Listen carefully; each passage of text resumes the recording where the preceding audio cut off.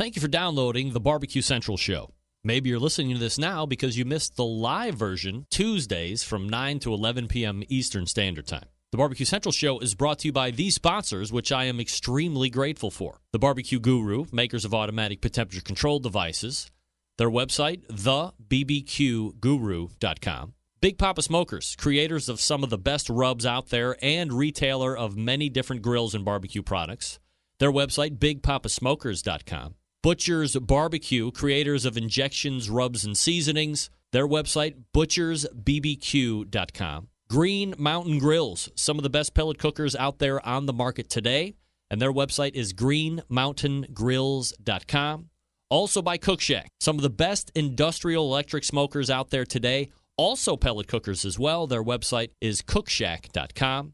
Cookinpellets.com. If you want to fire those pellet cookers that I just talked about, visit cookinpellets.com to buy your pellets right now. Also, by the Chops Power Injector. Forget about using one needle to inject your meats.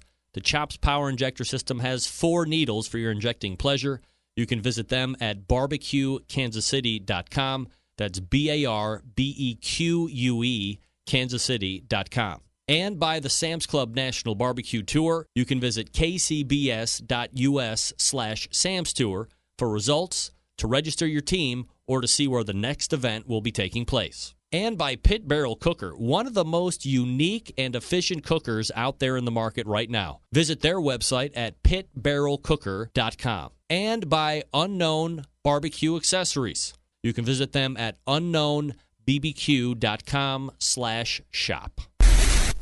So to get that perfect barbecue, you use wood. Are you sure it's safe? Whatever. We put the lighter fluid on, strike the match, and oh! Should we call the fire department? That might be a good idea.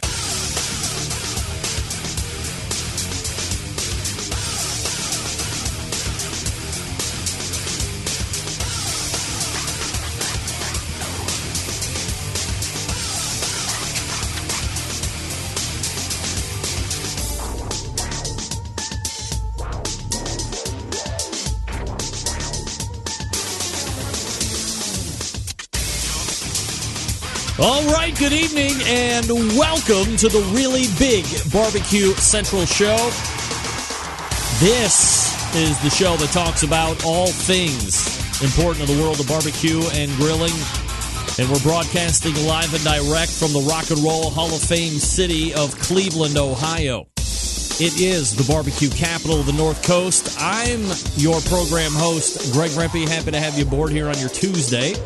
If you want to jump in on the show tonight, more than happy to have you. It's a phone call, 216-220-0966. You can also email the show, greg@thebbqcentralshow.com. Anything else you want to find out about the show can be found at the main website. And here's what's happening in case you didn't get the newsletter a little earlier today. Coming up at the 9:14 and 10:14 slots, the second Tuesday of the month brings the second Tuesday of the month regular guest, the creator of AmazingRibs.com, author of a New York Times best-selling book, I might add, Meathead Goldwyn, joining us for not one but 2 segments, as he always does. And on the agenda this evening, and we've talked about it on this show now and again, but especially this time of year, a lot of people getting into the beef roast type of stuff, so we want to make sure that you have all the good information to make sure that you're executing your beef roasts well and gaining the fame and adulation from all of the guests and family members that you're going to be having over at your house. Then, in the second hour, we tried this like a month and a half ago, and it flamed in spectacular fashion. The first time, actually, it was Super Tuesday night, election night. We tried to run down Kenji Lopez-Alt. Didn't work out. The election, again, very important to some people. Then we hooked him up last week or the week before, and I totally forgot. Get that big stuff out of here. So, my blow-off, his blow-off, canceled each other out. And tonight at 10:14 and possibly 10:35 from Serious Eats and the Food Lab, Kenji Lopez-Alt. As I said in the newsletter and on the Facebook post, tonight, perhaps more than any night ever except for the competition roundtables, the College of Barbecue, the College of Cooking in general, the science of cooking in general is in session. So if you've always wanted to go to college, if you wanted to get that highly coveted degree, then this is where you need to be tonight. Send everybody that you know the links to the show because Kenji and Meathead will be on this evening. Here's where you want to send them. For audio only, which I understand. I wouldn't want to look at me for 2 hours, but I have to. My website is a place to go, thebbqcentralshow.com, and then click on the Listen Live or Live Now button. It's huge. It's red. It's right at the top of the screen. You can't miss it. That will link you over to TuneIn. That is the audio stream of the show.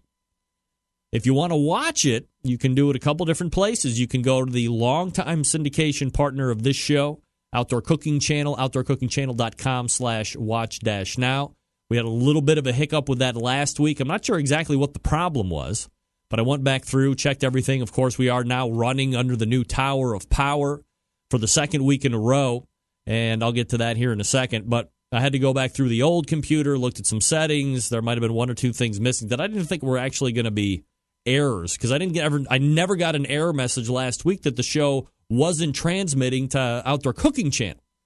In fact, it told me you're broadcasting live to Outdoor Cooking Channel, but as we all remember, not necessarily the case. But I've tested and retested over the course of the week, and here we are back again on Outdoor Cooking Channel. I'm very excited about that. Now you can watch me and take part in the chat and not have to jockey back and forth to Facebook, although Facebook has been one of the biggest jumps as far as live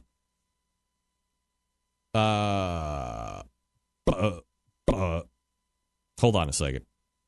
Got to check this out. Really? Sorry about that. Could it be? That might fix it. So, anyway, I checked and rechecked, and here we are. We're back live, local, late breaking. Facebook has really increased the number of live viewers because I think, look, I understand this show might not be on your radar Tuesday at 9 o'clock. You want to remember it, but you don't remember it because you have a life and you have some things happening and all this other stuff. But when you see it in the Facebook feed, a lot of people like to jump on, which I really like. So, hey, get it on Facebook if you want to as well. Follow me on Facebook. /Greg.Rempe. That's where you get the live one. Very nice. So, also on Roku, if you have IP television, go to the App Store, look for Outdoor Cooking Channel, and download it, and off you go. Off you go. All right. Here. Who's calling in already? 478. I rarely take calls in the first hour. I might as well go. If somebody's calling in, then perhaps something is not good. Area code 478, name and where you're calling from. Dublin, Georgia. Hi, Dublin, Georgia. You're live on the air. Hey, man, what's going on? You tell me. Well, I've seen a bunch of people on the TV show Smoke. They put their Boston butts and they cut their money muscles up, trim them up nice. And they trim them up and put them up in the pan. Is it better to cook them in the pan or just straight on the grill? What do you think? For competition? Yeah, for competition. So you slice your money muscle. And I always just cook mine straight on the grate. Yeah, I mean, that's what I do. I know a lot of competition guys use the pans, but I don't have a percentage on that. But that's something that we can fish out during the show. If you're going to watch, maybe we can get some feedback in the Insta chat, and I can ask some of the pit masters that I'll have on tonight. That's right. What time are you going on? I'm on right now. What are you talking about? Hence live on the air. That's right. Oh, you're live on Facebook right now. Right now on Facebook, on Roku, on Outdoor Cooking Channel, you name it. Here I go. That's cool, man. I was just curious about that, because we're about to cook 50 Boston butts next weekend, but there's no way we can. Oh, I would cook as many of those in a pan as possible. That's going to be a considerable mess in the grill, though. Oh yeah, last year it caught fire. Yeah, I would not want that. I would not want that. Pan it and then no fire. No fire is better than fire. That is correct. That's right. Correct, my friend. I enjoy your post and I like you live, my friend. All right, thanks so much for calling in. There's that guy from Georgia. It is not Dan from Wauchula, Doug. It is not. I never get a call in for. I guess he didn't know I was live. That's all right. No problem there. That call completely shot the open segment right in the butt. So let me first say this. Let's see. Blaine Hunter from Porky Butts Barbecue will be on, I believe, in 2 weeks' time. He is your Kansas City Barbecue Society Team of the Year. Congratulations. Also, I do want to mention, and I'm not going to be able to give near the amount of time to this that I had planned, is shouting out, which I hate to use that term, but it just seems to make sense to me. Darren and Sherry Worth from Iowa Smoky D's having, short of being the Team of the Year, because I believe under every circumstance they had zero interest in chasing that. Although they did 40 contests in 14 different states, they had 12 grand championships, one in FBA, one in IBCA, 10 in KCBS. 2 major championships, Sam's Club National and the American Royal Open. That was the second time they've done that. 12 reserve grand championships, 9 perfect 180 scores, 6 700-plus finishes, 2 of them 712-plus, and the list goes on. Perhaps we'll get more of that in the second hour. We'll see how it goes. Meathead Goldwyn coming up out of the break. Congratulations again to Darren and Sherry Worth, Iowa Smoky D's, just on a great season. And Blaine Hunter from Porky Butts Barbecue, KCBS Team of the Year. He will be on in 2 weeks' time, as I said. All right, folks, let me talk to you quickly about the longest-running sponsor of the show, located in Warminster, Pennsylvania. The Barbecue Guru. Gang, if you've been thinking about automatic pit temperature control devices, this is the one for you. They started it all. Why are you going to buy from anybody else? I don't know. If you're not familiar with how these little beauties work, I'm not going to get into the minute detail, but imagine a product that allows you to set your pit temperature in one set, keeps it running at that temperature all the way through the cook. Sound too good to be true? It's not. It's real life. You can take advantage of this technology right today. Because, like me, yes, maybe you're a busy working professional, or perhaps you're constantly on the run with kids doing errands, and quite frankly, you just don't have the time to set around in 10 pit temperatures. I get it. The Barbecue Guru allows you to throw on a pork butt or a brisket or a couple slabs of ribs, and you're off to do whatever it is you need to get done, and the Guru maintains that pit temperature you set it at. Number of different models to choose from. We all know that.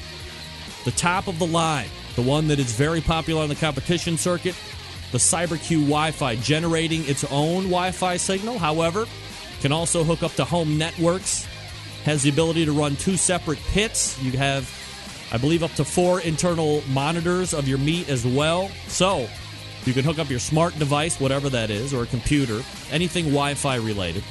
And then you can monitor your pit temperatures. If you're going too low or too high, you can ramp up, ramp down accordingly. And you can see where your meat temperature internally is. It's great. Now, the opposite side of the spectrum here is the Party Q. This is a self-contained model. It runs on AA batteries. It's a cruise control for your pit. You don't have internal meat temperature thermometers here, but you can set your pit temperature, and off it goes in 5-degree increments. Very easy to use, very inexpensive. If you want that gateway drug into automatic pit temperature control technology, the Party Q, aptly named, is the one you might want to check out. Here's what you do. Head on over to the BBQ Guru, check out their products, and if you have any questions, don't guess, call them. 800-288-GURU. That's 800-288-GURU. They'll make sure you're outfitted with exactly what you need to get you up and running right out of the box. 800-288-GURU or thebbqguru.com. The Barbecue Guru continues to be a breakthrough in barbecue technology. All right. Meathead Goldwyn, yes. Coming up out of the break. Stick around, be right back.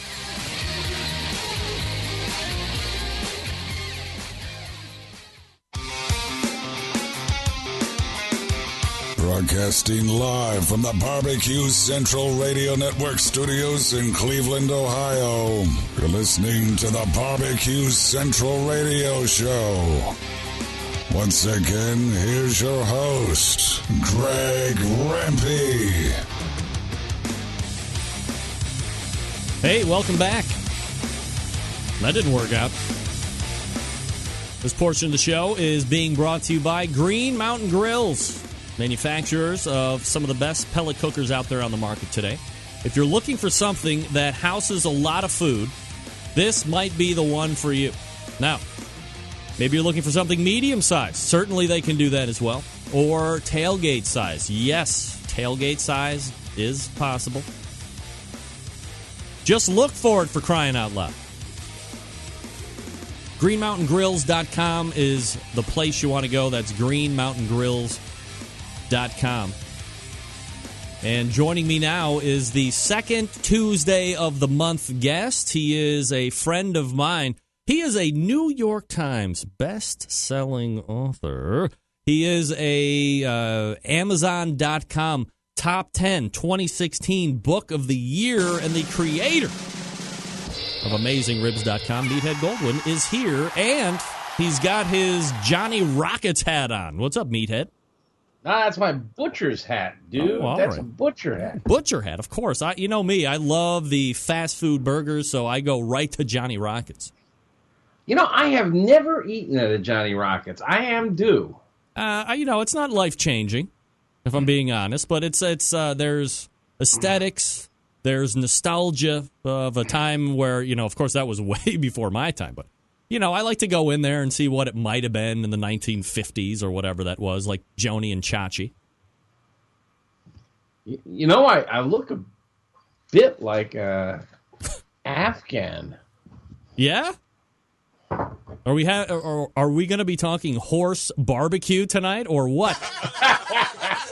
All right, maybe not. Well, we were going to talk about beef roast. That's right. And other holiday roasts. So I thought I'd wear my butcher's hat. Meathead, let me ask you something. Let me diverge since I brought up horse meat. Would you be averse to? I did a PitCast, I think 2 weeks ago, on horse meat, and I'm just wondering, as a perfectly suitable source of meat, do you have any high-level thoughts on horse meat and if we should really kind of get that going? People are very against it. Yeah, actually, it was banned for a while. One of the few... Still banned?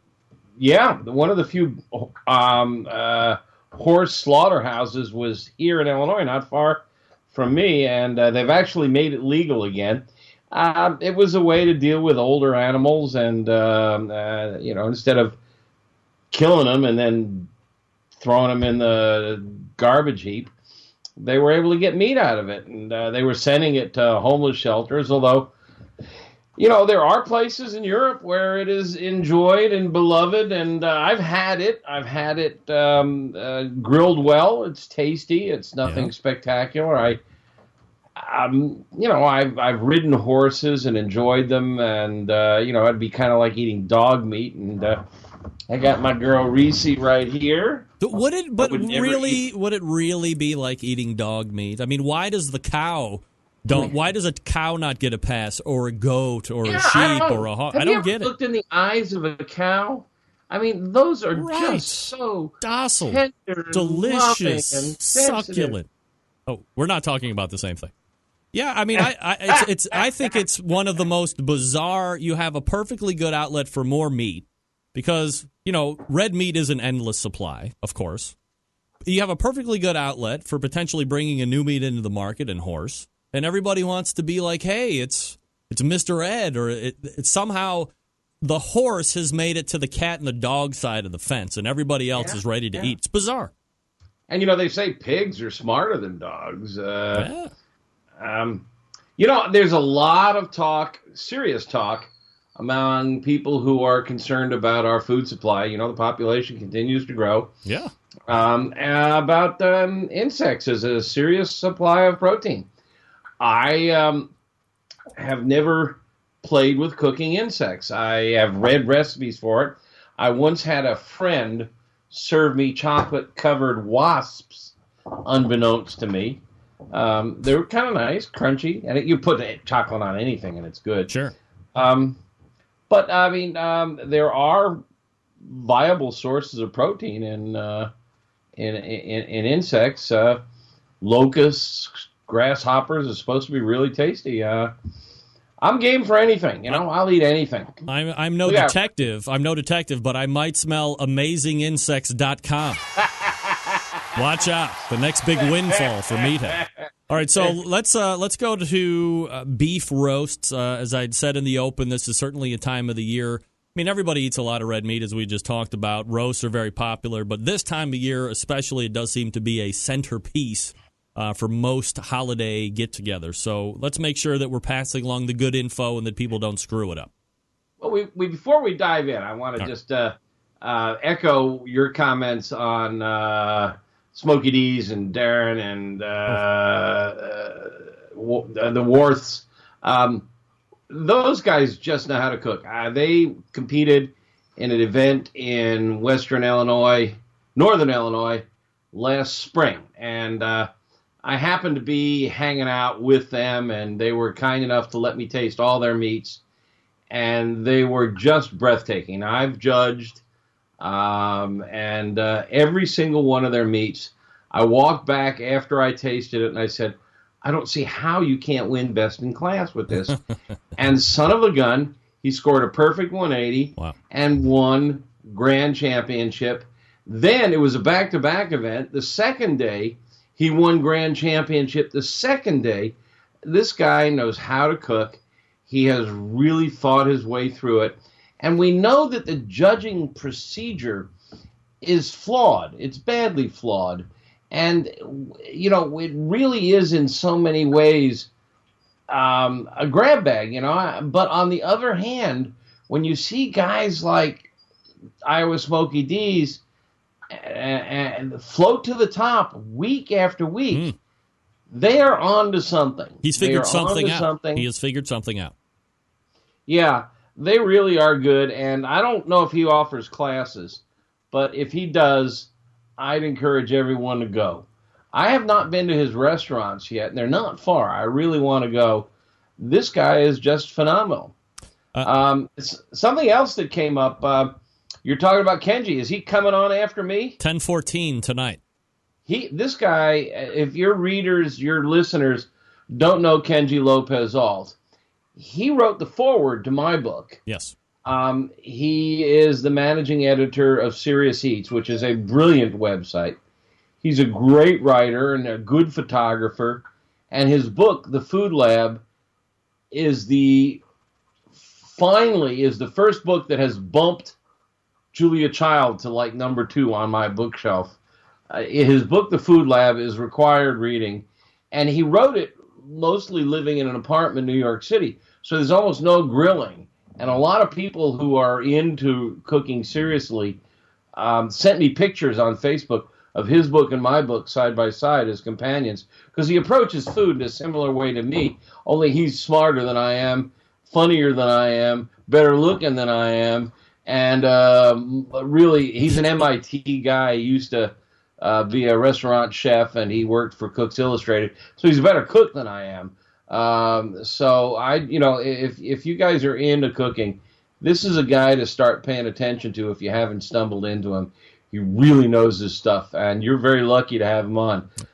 He's a lot of fun too. He's a witty fellow. Oh, we're going to be going after some very, pardon the pun, hot topics, and sous vide barbecue was going to be high ranking on the list. So we're going to be talking about that. Yeah, we talked about sous vide, you and I, a few weeks ago, and I'll be curious to hear what he has to say about the subject, because it really, the two, I call it water and fire. The two just are made for each other, and I think a lot of us are going to be playing with that over the next year or two. A couple of tidbits of news from AmazingRibs.com before we dive into beef. we just today published a salt conversion calculator. It's pretty cool.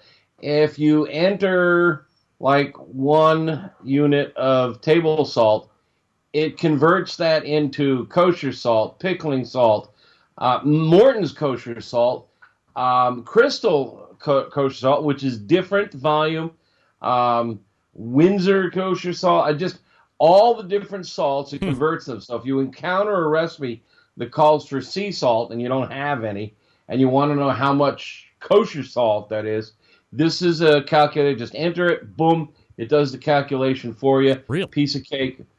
We just put it up on our salt page, and I'll also we have a whole page.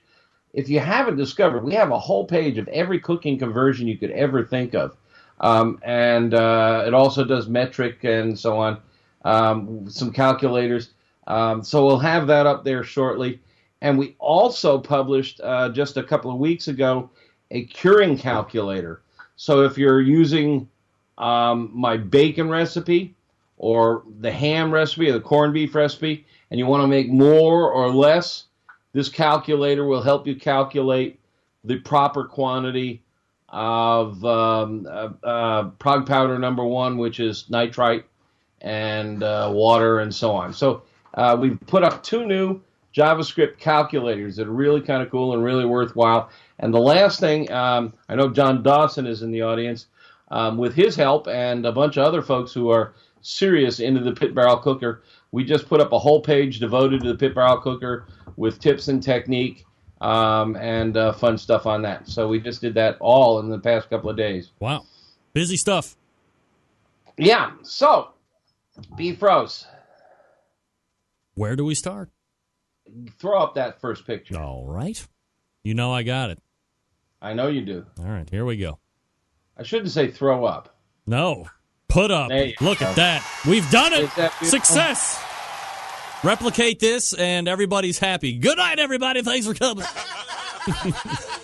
Wow, look at it. There is Sanity Claus in the background drooling on his beard. Yeah. You know, it's funny. I mean, to me, that is just absolutely spectacular and gorgeous. And it's funny. When we promote, come to this page and read about cooking beef roasts, and people often look at that and they're disgusted. They just, why didn't you kill it first? You know, I mean, people in your audience have heard me say this, but I can't say it enough. It ain't blood. Right. It's pink water. It's water that's turned pink by myoglobin, a protein. And every time you call it blood, Clarence, a bell rings, and somewhere in Indiana, a teenager becomes a vegan. Never! So stop calling it blood. Oh, my God. That's a medium rare, 130-degree beef roast. And I have a particular way to go about it. Everybody has their own preferences.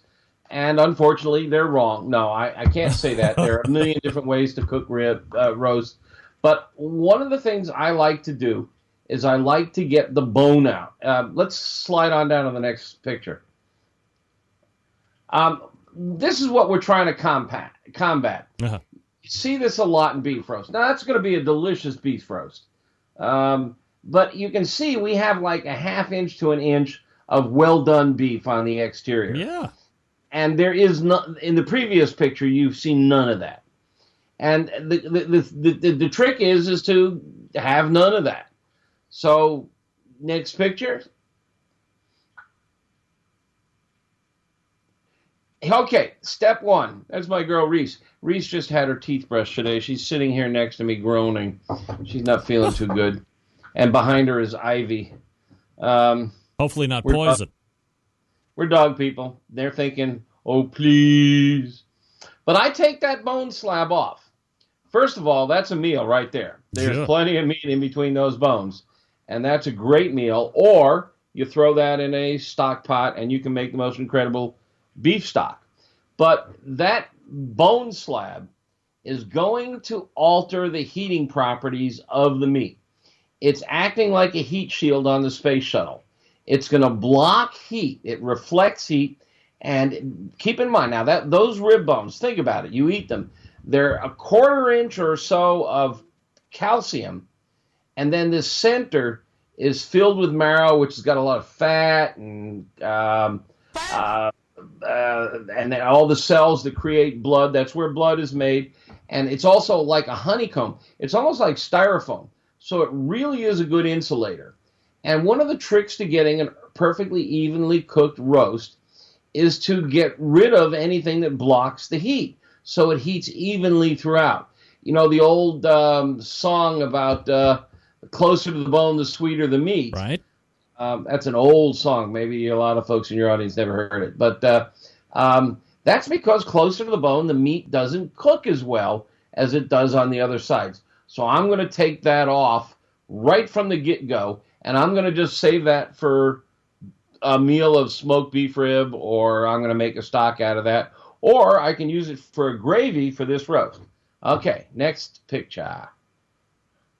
All right, the next thing is if you take the bone off, the natural shape of a prime rib. Now, I'm talking about prime rib, but a lot of these rules still apply to a chuck roast, to a, what do you call it, a tenderloin? Yes. And for that matter, to a pork roast. You want to get it round.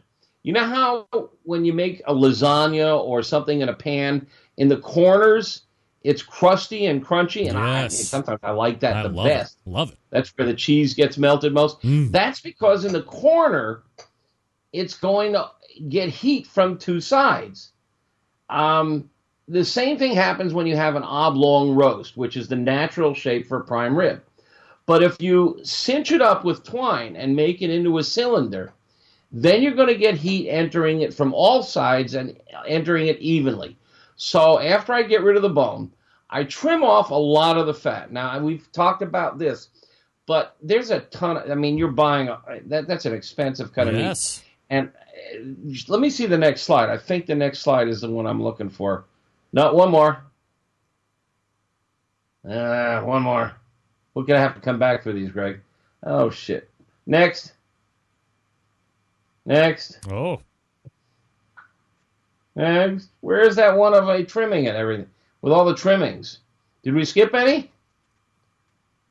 There it is. There we go. That's the one. Okay. So here we go. Up in the white pan there is the rib slab. And then down here is all the fat that I've trimmed up. I'm just helping out. No, that's great. I love it. You crack me up, dude. And then there's the meat. Oof. And there's two muscles there. We'll talk about those in a minute. But you can trim almost 25% of the weight off in fat.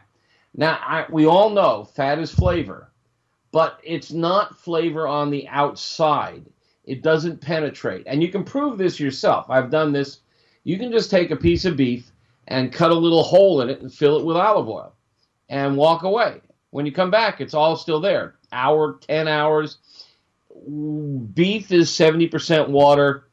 Fat is oil. Oil and water don't mix. That fat on the outside of the meat can't get inside, can't moisten the meat, can't penetrate the meat, and the meat is already saturated. There's no room for anything else in there. So you get rid of the fat because you're going to put your spice rub on the outside of that meat. Right. And you want it on the meat, on the muscle. If you put it on a big, thick layer of fat, the first thing your guests are going to do is they're going to trim off this big layer of fat, right, and there go all your spices. So trim off as much of the fat, and you can save that. Use it for the next time you're making burgers. Ground chuck is usually around 20% fat, but sometimes it's less. And if you want to go nuts and make it 30% fat, it doesn't hurt.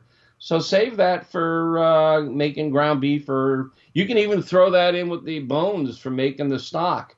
But get it off the muscle.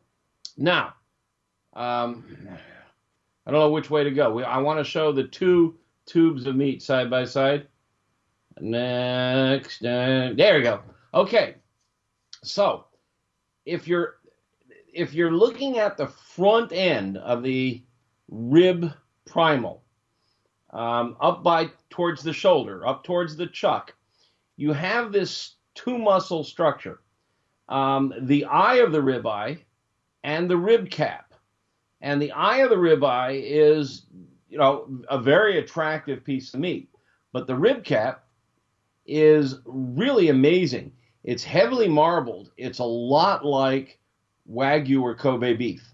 And it's easy to get off of there. There's this thick layer of fat. And if you think of the last time you ate a ribeye steak, there's this big thick layer of fat, and the rib cap sits out there, and it gets overcooked every time. It goes well done, and the center of the ribeye is fine. You can actually peel this off. Here we have two hunks. On the one on the left, the rib cap is still on there, and you can cook it like that. You can see there's a big chunk of fat in the center, and or you can peel it off. Depends on how many people you're feeding. I try to peel it off, because if I peel that off, I now have a steak that's a lot like, it looks a lot like a big salmon fillet. It's kind of about 4 or 5 inches wide on one end, and it tapers to 4 or 5 inches wide on one end, and it tapers to about 2 or 3 inches on the other end, and it's maybe an inch or two thick, and it tapers down to about a ½ inch on the other end. So it looks like a salmon fillet. But this is just unbelievably good steak, and you can hot grill this thing just like you might a thin steak, and it's like Wagyu. It really is. It's unbelievable. Even on a cheap ribeye, it's phenomenal. I think it's the best muscle. That's the spinalis dorsi. The eye of the ribeye is the longissimus dorsi, and it's analogous to the loin. That is the loin meat. The same thing as on a pork. That's the loin meat, the muscle that runs along the spine, and it's just absolutely delicious. Now, the fat within the meat is what melts and gives it flavor, not the fat on top of the meat. So that's why we peel it off. And so what I'll often do is cook the one on the right. I'll peel that spinalis or the rib cap off. I'll save that for another meal. I've already taken the slab of ribs off. I save that for another meal. And now I'm going to cook for my guests just the eye of the ribeye. It's going to be fabulous. They're going to love it. There's going to be minimal fat for them to trim, and I'm going to try to get it perfectly cooked edge to edge with no well done. Okay? All right, now. So let's hold that thought, because we're going to have to take a quick break here, and then we'll get back to the meat talk. Hey, Bill. And we're talking with Meathead Goldwyn, by the way, from AmazingRibs.com. So stick with us here, and we'll be right back. I'm going to talk to you quickly about the National Barbecue Association's 2015 and 2016 Tool of the Year, the Chops Power Injector System. By the way, humble apologies to Dan Uladol from Chops Power Injector System. I totally screwed him out of a segment today. Sorry about that, Dan. I'm going to make it up to you. But here's what you want to know. There's 3 different sizes, okay? There's the half-gallon Chops Power Injector System, designed for competition people or to pump up the backyard warrior like me. So easy to use, right? Clean it, fill it, pump it, go. You have one brisket or a pork shoulder to do. You don't need to fill it all the way up. Just put in what you need. It uses it all. It comes with 14-gauge needles, 2 replacement plastic needle adapters, 3 plug screws, and a needle protector. It's $100 plus you pay the shipping. Then you have the 1-gallon Chops Power Injector System. Holds double the amount of the half-gallon. Some use it in competitions, like when you're cooking MBN whole hog or 10 shoulders to get that perfect one. It comes with 14-gauge needles, 2 replacement plastic needle adapters, 3 plug screws, and a needle protector. This one's $120. Plus, you pay the shipping. The newest one, the Chops Full Power Injector System. It's electric. It is the commercial and competition Big Daddy. This is not a holding tank, but a 3.5-foot pickup tube you can put in any size container. That's right, from a few ounces to a 55-gallon drum. It was originally designed for Chef Rob at the Best Barbecue Restaurant in Kansas City. He said time and time again, with the Chops Full Power Injector System, his briskets are better than ever. It comes with metal needle adapters, 14-gauge needles, 3-inch 12-gauge needles, 2-inch 11.5-gauge needles, 3 plug screws, and a needle protector. $325 plus you pay the shipping. A number of the top pitmasters out there on the competition circuit are using the Chops Power Injector System. Here's the deal. We live in a foodie world that requires flavor in every bite. This is how you do it and do it fast. And it's not just for meat. How about alcohol-infused watermelon? Sure, let's do that.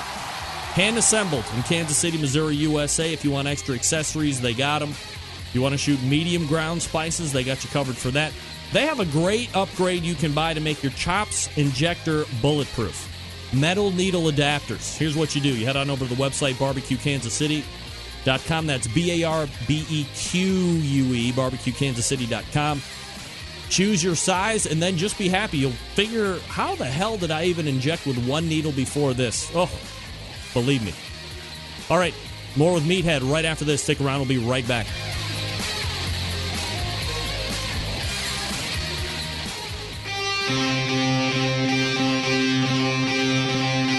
Get in the smoke. Call 877-448-0433 to get on the air. Now, here's your host, Greg Rempe. All right. We are back, and we are brought to you this segment by CookingPellets.com, your number one source for quality wood pellets to drive all of your pellet-driven cookers. Visit CookingPellets.com or Amazon.com. Download the free CookingPellets.com app to be alerted for great shipping rates. Good folks over at CookingPellets.com. All right, Meathead, we are talking about beef roasts, and we've perhaps peeled off the cap, and maybe we're just messing around with the tenderloin part. So where are we going from here? All right, well, just to be precise. Yeah. Not the tenderloin. Tenderloin is a separate muscle. The eye. That's the loin. The loin, yes. Loin and tenderloin are different muscles. Correct. And I know you know this, but it's easy a mistake. A lot of people make it. The tenderloin lies inside the rib bones. The loin lies outside the rib bones. And the tenderloin has very little marbling usually. It's the tenderest meat on the animal. But it's not my favorite. I mean, it's very, very popular. I just don't think it has the flavor of the ribeye, which has more marbling and more fat, therefore, and more flavor. But what we've done here, I noticed that Dawson commented on this, is we've made this prime rib now by the butchering process. We've made it into something like a tenderloin in that we've got very little fat on the outside, and we removed that rib cap and saved it later. And he suggests a roulade, which is to roll it up. And you can even put a seasoning or a stuffing inside, which is nice. There's a potential issue because if the outside of the rib cap has been contaminated and you roll it up and you only cook it to 130, you possibly have a minor contamination risk. Not if you do sous vide with it. But I just want to grill it hot and fast, flat, and like I might a flank steak, and then there's no risk of contamination. Sure. But I'm noticing Anna Lee is in your audience. I don't know her, Anna Lee Kelso. She says that they sell rib cap. It's Anella. I'm guessing she's a meat purveyor. She's with Snake River Farms. It's Anella Kelso. Oh my God, Snake River Farms. Anella. Yes. Everybody loves Snake River Farms. Of course. I have bought several Christmas roasts from them. Okay, so they sell the rib cap, and I know that. I've seen it in their catalog, and that's very cool because it's a really nice muscle. Okay, what's the next slide? All right, I'll show you. Oh, yeah. This is it's a roasting pan. Maybe you've heard me rail against these things. They're really expensive. That's a Calphalon roasting pan. Yes. And I just hate these things. For beef roasts, for pork roasts, for turkeys. What happens is, let's see the next one, the illustration. There it is. That's what it looks like on the left side. So you've got the roast sitting on this V-shaped rack, sitting in this pan. And it's usually above water or vegetables. You put vegetables. Right. But there's something cool underneath. So even though it may be hot up top, underneath it could be 75 or 100 degrees cooler. So it's going to cook faster on the top than it is on the bottom. Now, you can mediate this by rotating it. But what I would rather you do, and if you're cooking it on a grill or on a smoker, there's no problem whatsoever because You lift it up. If you're cooking it indoors, you can put it on the top rack and then just put your drip pan down on the second or third rack. Spread some foil underneath to catch any spatters. But this is the way to get it cooked more evenly, is get it out of the roasting pan. These roasting pans, that's why your Thanksgiving turkey is pale and flabby underneath. Get it the heck up out of the roasting pan, like in the third picture, and you're going to get even heat all around. And now we've made this round tube, so we'll cook it round. We're going to cook it evenly on all sides. Okay, next slide. And the next thing is your temperature.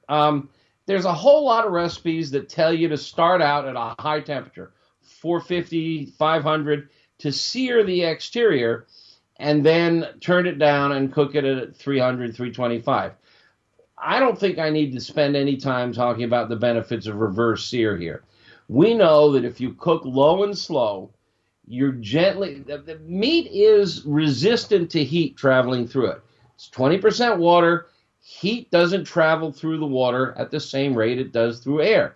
If you pound the outside of the meat with high temperature, it loads up the outside of the meat with energy, and then it takes its sweet time working its way down to the center. And what happens is the outside of the meat works like a capacitor. It builds up energy, and that's how you get that inch layer of gray. What we're trying to avoid is the roast that is dark brown on the outside. We love that. Then we have brown underneath, then tan, then pink, and finally in the middle, 130 to 35 degrees, right. Medium rare, gorgeous. What we want is medium rare to medium all throughout, and the only way you can get there is low and slow, easy temp. You either turn it down to 225 and you roast it at a low temperature and sear it at the end of the cook, either right over a hot flame or under the broiler or in a hot pan, and you've got your even cooking. So I want you to cook at low temp, and you're going to get more even color. Okay? All right. Next slide. Now, here's another thing. A lot of recipes talk about how long you cook it depends on how much it weighs. Right. Now, a typical full beef tenderloin, a full beef loin, prime rib, is 7 bones. And if you cut it in half and cook them separately, each half will take almost identically the same amount of time as the whole one. Because, and this is such a basic concept, but a lot of people don't get it. The hot air cooks the outside of the outside of the meat cooks the inside of the meat. Right. And so a 10-inch long, 4-inch thick beef roast will take the same amount of time to cook as an 8-inch long or a 5-inch long. Now, if you go down to 3-inch long, you'll notice it's 4-inch thick, so the narrowest diameter is now 3 inches. That will cook faster. But the other 3, the top 3, will cook in the same amount of time. And so when you read recipes that say cook it for X number of minutes per pound, that can be really misleading. Now, if you're talking about a turkey or a pork butt, maybe there's some sense to it because it tends to be proportional as it gets bigger. But it's not always. And this is a classic example. You take a 7-bone roast, cut it in a half, and each half is going to take the same amount of time as the full 7-bone roast. So the thickness, the delineator is how long it is. As long as the thickness is the same, the delineator is going to be at 3 inches or less. Well, no, the delineator is how thick it is. If it's all the same thickness, it cooks at the same rate. The answer is you cook with a thermometer, not a clock. Yeah, right. When the recipe says X number of minutes per pound, run. Meathead. And I just read a recipe from a website that's really well known, really popular, really smart, and they did the same thing. And newspapers, I mean, when are they going to start telling people to use thermometers? It's just absolutely maddening. Go to AmazingRibs.com, find our thermometer page, and look at the new smoke Fireboard. Fireboard is okay. called. Yeah. Very cool, new. The meter is about the size of a pack of cigarettes. It takes 6 probes. Thermocouples, not thermistors, and they're submersible. You can wash them, and they won't short out like the Mavericks do. We've begun testing it. They say it's good down to 32. I've taken it well down under 10 degrees. So have others on my team. It's pretty impressive, and the best thing is it sends the data to your smartphone and your computer. It's Wi-Fi connected right out of the box and Bluetooth connected right out of the box.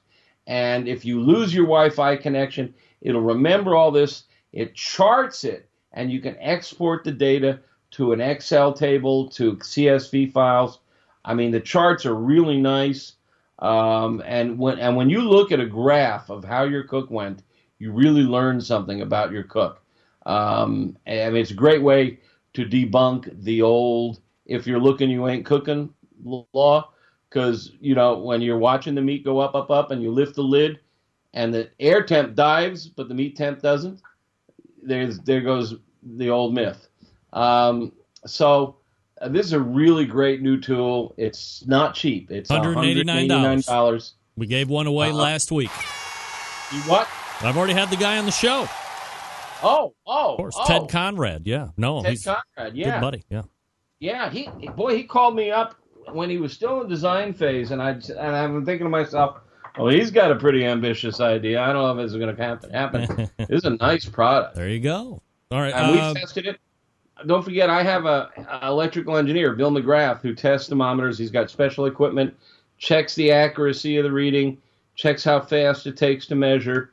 So our numbers verify their numbers. And in fact, our numbers show that it will cook at a much lower temp than they rate it at. Wow. So, all right.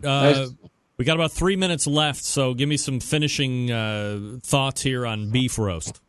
All right, well, let's see. We got any more slides left? No. Oh. Well, that's then a nice crust. You can use whatever you want. A couple of folks in the chat room were talking about smoking it. A little smoke is nice. I just am not a huge fan of a lot of smoke on a beef roast. I love it on, brisket and the ribs and stuff. A little smoke, not too much for me. That's just my taste. I like herbs. I have a rub that I call Mrs. O'Leary's rub. It's a blend of herbs and spices. It seems to work pretty well. You want to get plenty of salt on the exterior the night before, because salt will penetrate. All the other stuff will not. Get that salt on early. If you want to have some fun, you can take the ribs and the fat and make a beef stock, throw in some onions, carrots, celery, and that's your gravy. Fantastic. You want to play sous vide games? Throw it in a sous vide bag, cook it for about 12 hours, then throw it on a grill. Let me ask you something. If you had a really big prime rib and you were going to sous vide, let's say to 130 degrees, is there an issue of long-term above 40, under 140 contamination, ickiness type of an issue? No, that's one of the beauties of sous vide. All right. Is the bugs, as near as we know, bugs start dying at around 130. Well, that's medium rare. So if you peg it for 130 to 135, 135 is a very nice temperature for a beef roast. You'll start killing bugs, but it takes a long time. So 6, 8, 12 hours in a sous vide bag, you're killing bugs and you're tenderizing.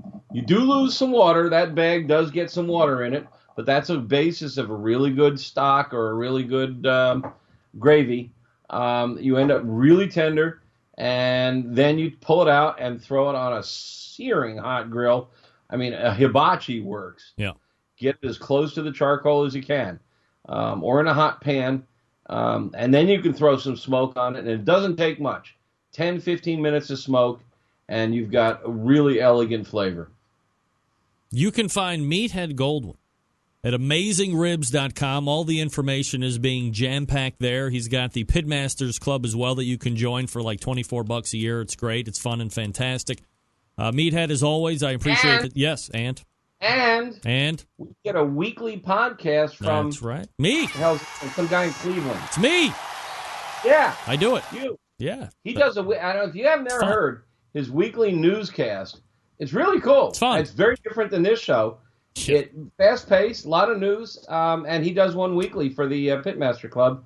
It's pretty popular. Nice work. All right. So, like I say each and every month, well, I only say it December going into January. Merry Christmas, Happy Hanukkah, Happy New Year, all the good stuff. Everybody. Happy holidays, and we will talk to you in the new year, Meathead.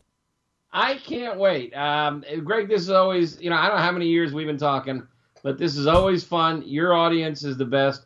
Happy holidays to everyone, and we'll see you in 2017. Here we go. Headlong into 2017, if you can believe it.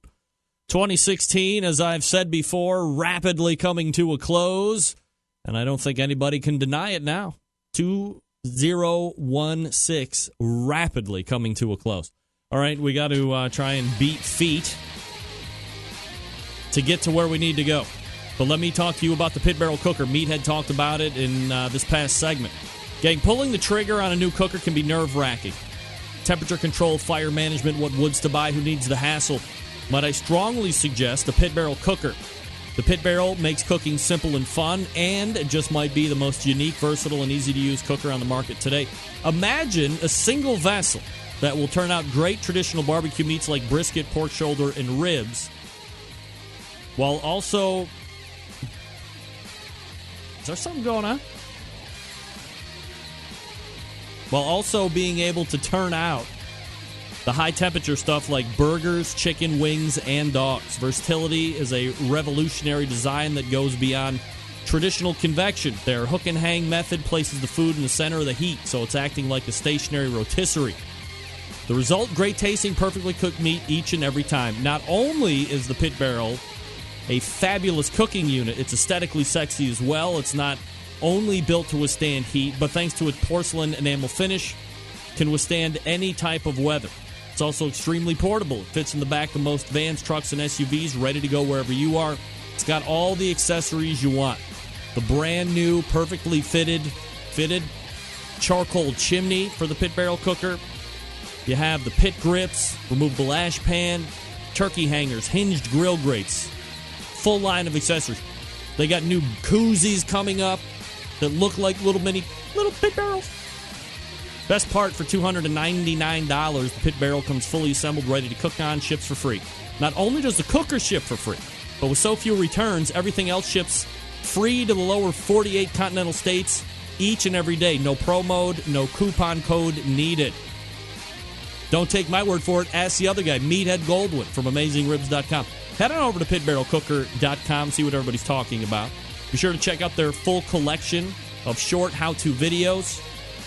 Then pick up one or two for yourself. You'll thank me later, trust me. Very easy to use. My next-door neighbor, Desmond, we'll call him Desmond. That's his, on my whole deck of cookers, that is his favorite cooker, hands down. Loves the hook and hang. Loves the ribs, does the brisket, does the whole deal. If you have any questions, call them. 502-228-1222. 502-228-1222. And yes, they will actually pick up the phone, talk to you, counsel you, give you advice, all the good stuff. Find out what great customer service is all about when you head on over to pitbarrelcooker.com. We're back to wrap the first hour right after this. Stick around, we'll be right back.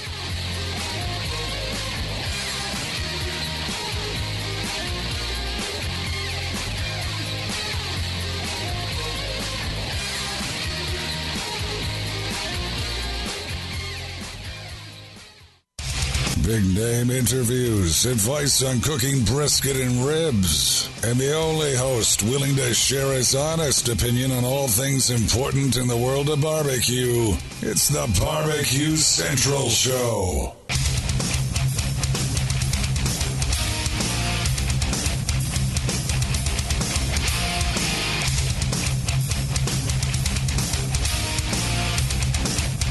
All right, thanks again to Meathead Goldwyn for joining me the past two segments. Beef roast. I hate when you get the cap locks on and the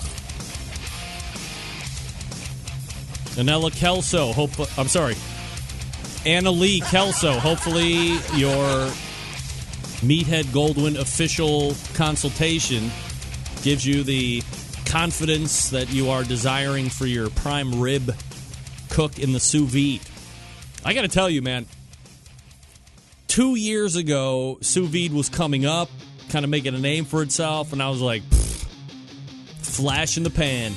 Guess what? Full-blown hysteria over sous vide. In all forms of cooking, by the way. Especially in the barbecue and grilling world. I'm surprised it has really taken off like this, to be honest. I'm very happy that I'm going to be talking about this sous vide stuff with Kenji Lopez-Alt. Meathead says he's a witty character. So we should have some fun banter back and forth in the second hour. Top of next hour, the giveaway.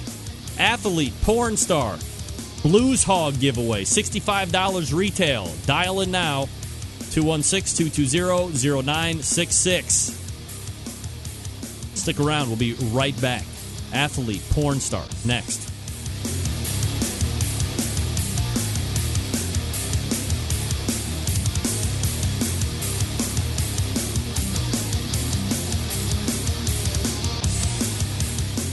This is Bobby. And this is Jennifer. And we're from Cleveland, Ohio. And you are listening to the BBQ Central Show. Happy to have you aboard here for the really big barbecue show. Boing. We cook because we have to, and we grill because we want to. Hit me. Fine. How's it going? You have a great show. I'm a big fan. Boing. So what seems to be the problem here? This man looks like he's dead, and he's in the crackle. Charbono! It's all about the Charbono, dude! Succulent fish. What? He ate 2 feet for wiener. So listen, Lavernius, shake a piece. I'm shaking like a dog shit peach seeds. We have top men working on it right now. Top men.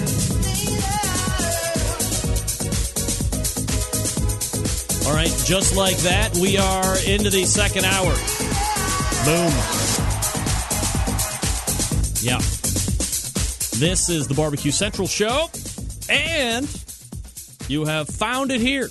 A show that talks weekly about the fun, sport, frivolity of barbecue and grilling. We broadcast right here from Cleveland, Ohio. Happy to have you aboard here. 216-220-0966 is the number to call. And you can email Greg at thebbqcentralshow.com.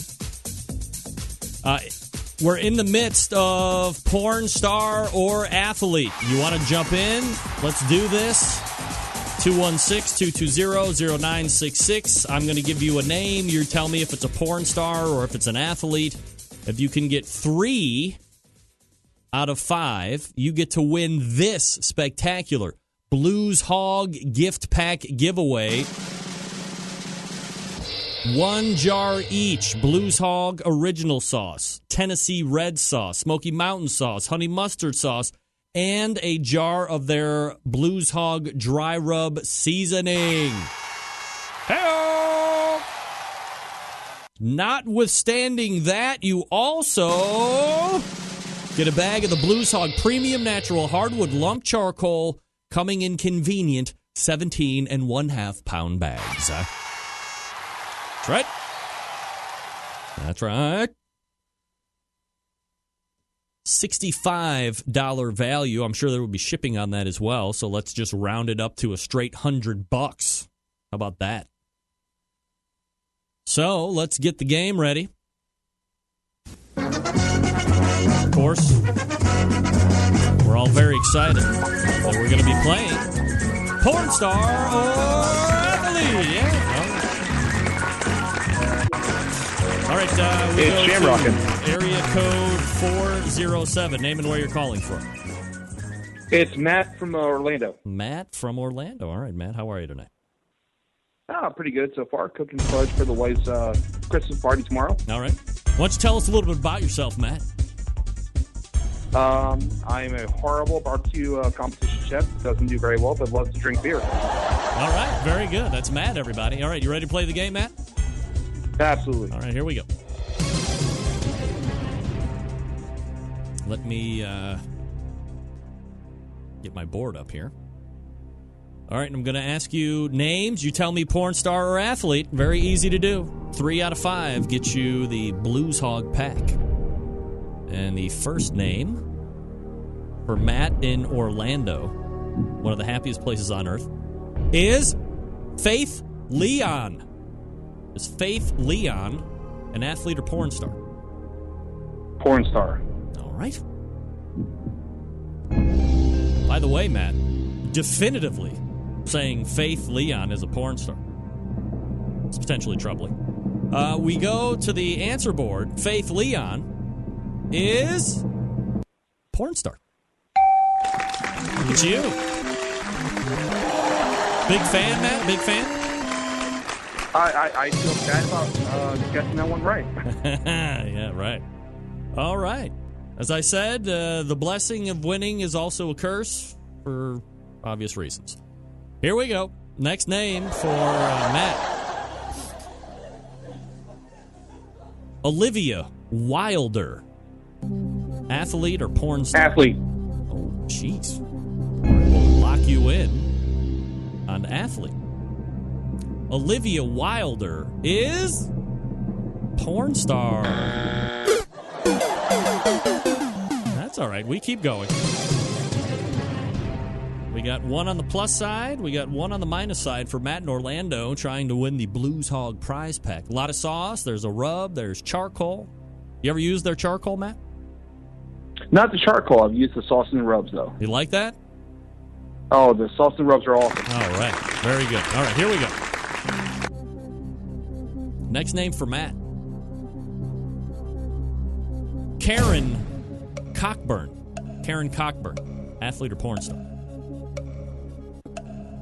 Athlete. All right.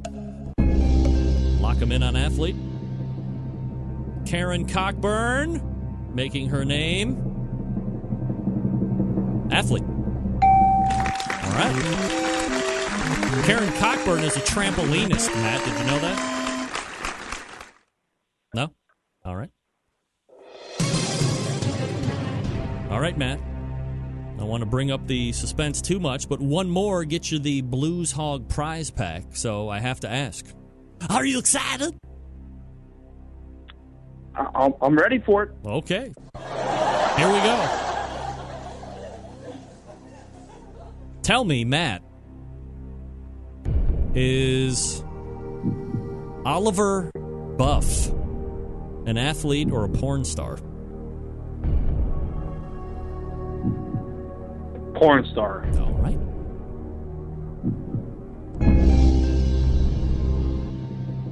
Locking Matt in on porn star, Oliver Buff.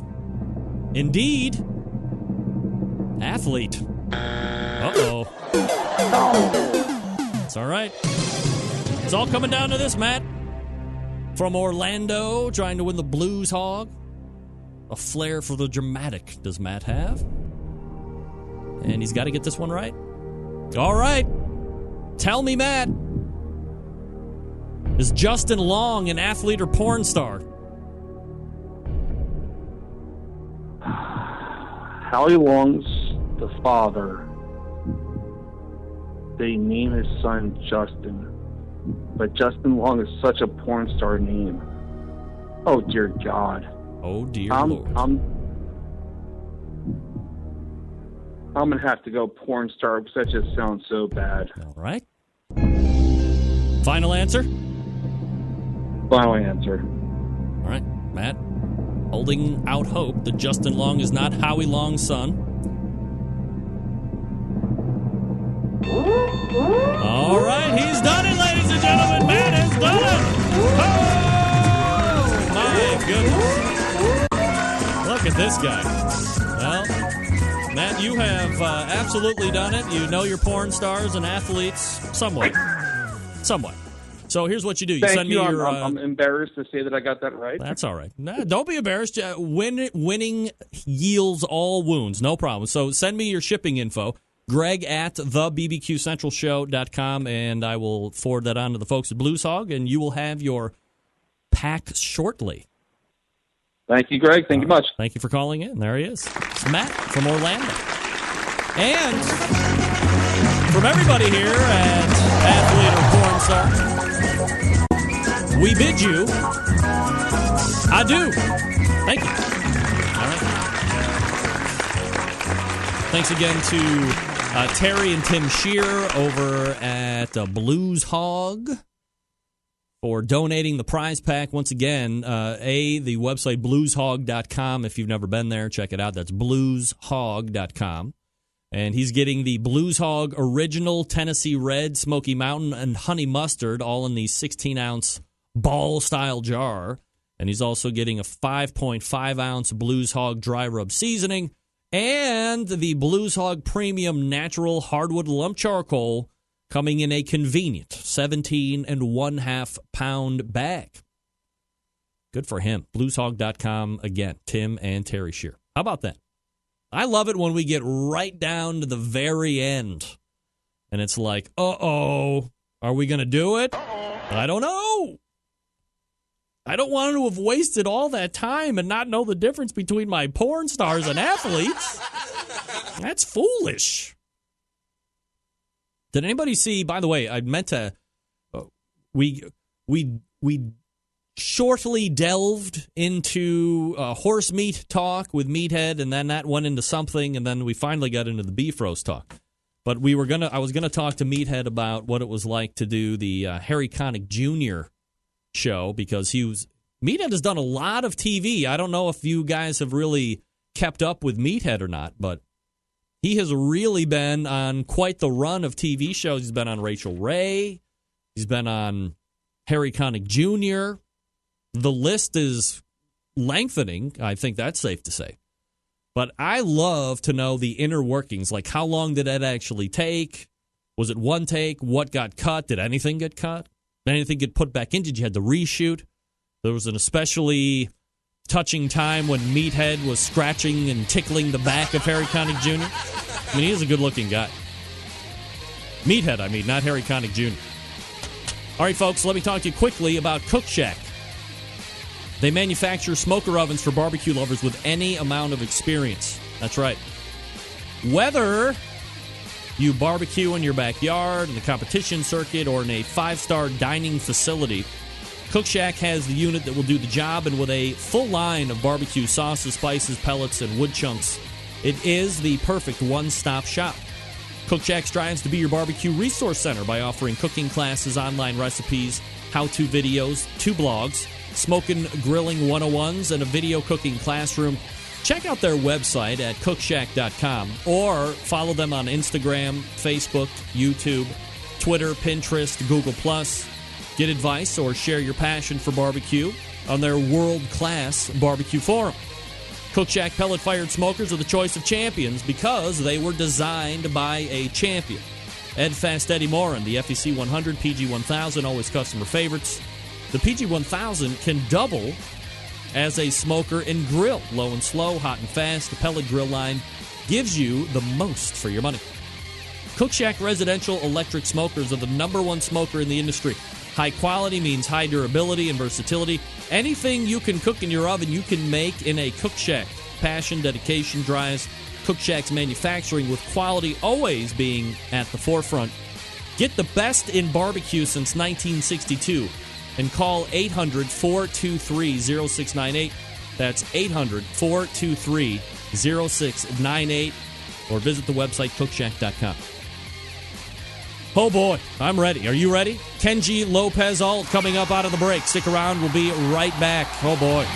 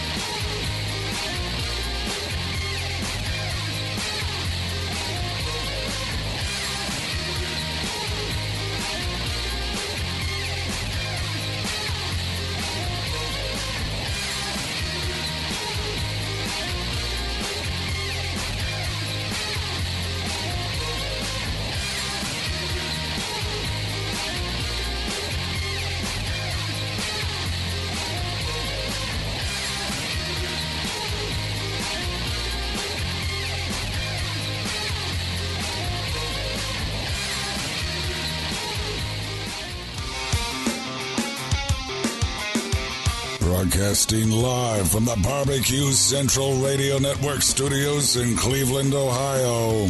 You're listening to the BBQ Central Radio Show.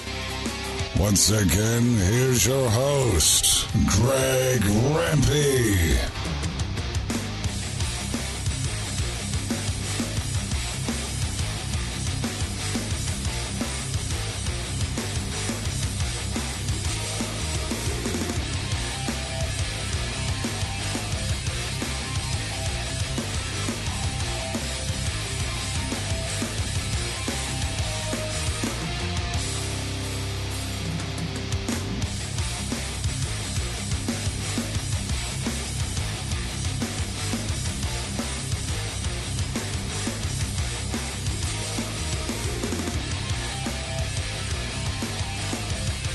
All right, we are back.